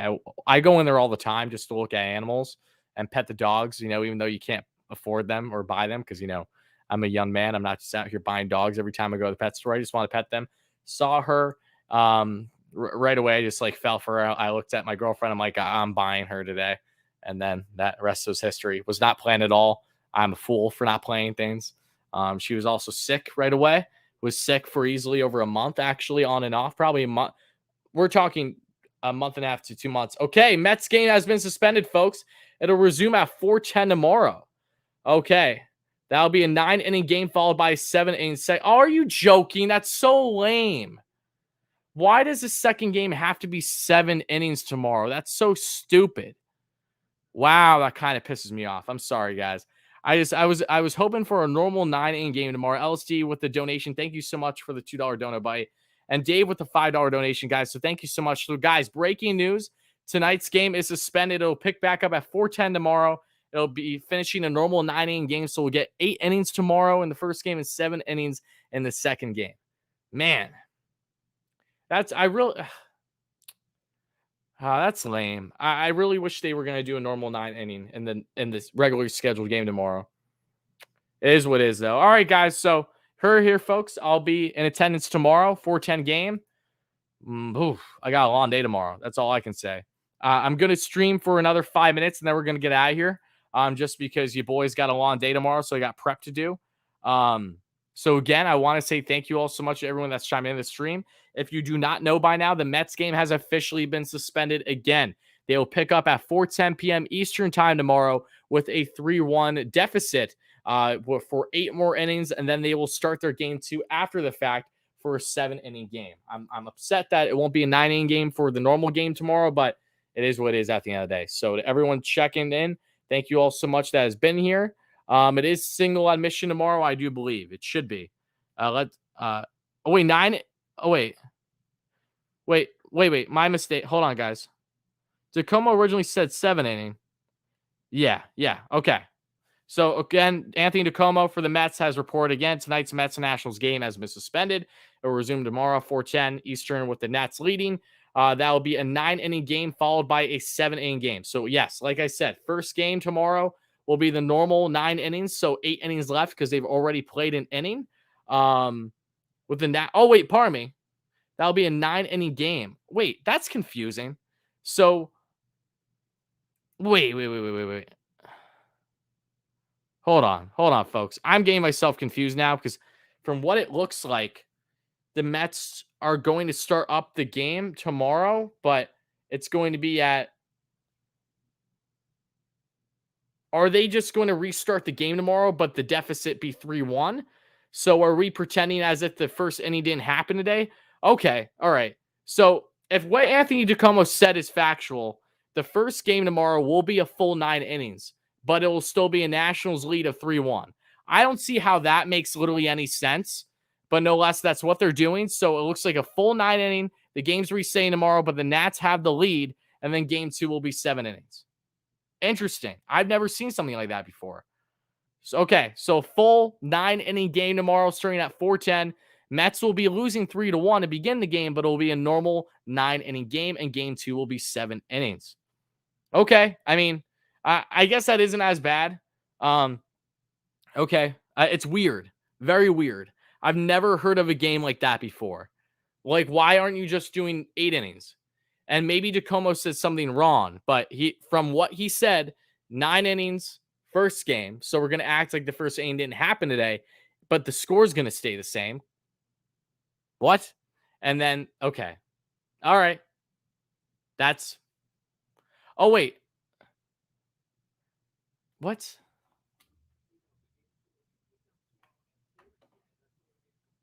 Hold on, guys. I'm listening to Gary Apple as we speak. That's weird. I'm not the only one that thinks that's weird, right? You think that they're going to start from the second inning, but they said the first game will be a 9-inning game. Why would you say the first game is going to be a 9-inning game if it's not going to be 9 innings? So, and then the second game will be 7 innings. I think that they should just be resuming the game. But I'm so confused. Either way, folks, that's going to wrap up today's stream. I apologize to everyone that's been waiting so long. It will literally start the same inning, same score, and same pitch count. That's what I'm thinking too, Tim. So Yeah, we're gonna find out more.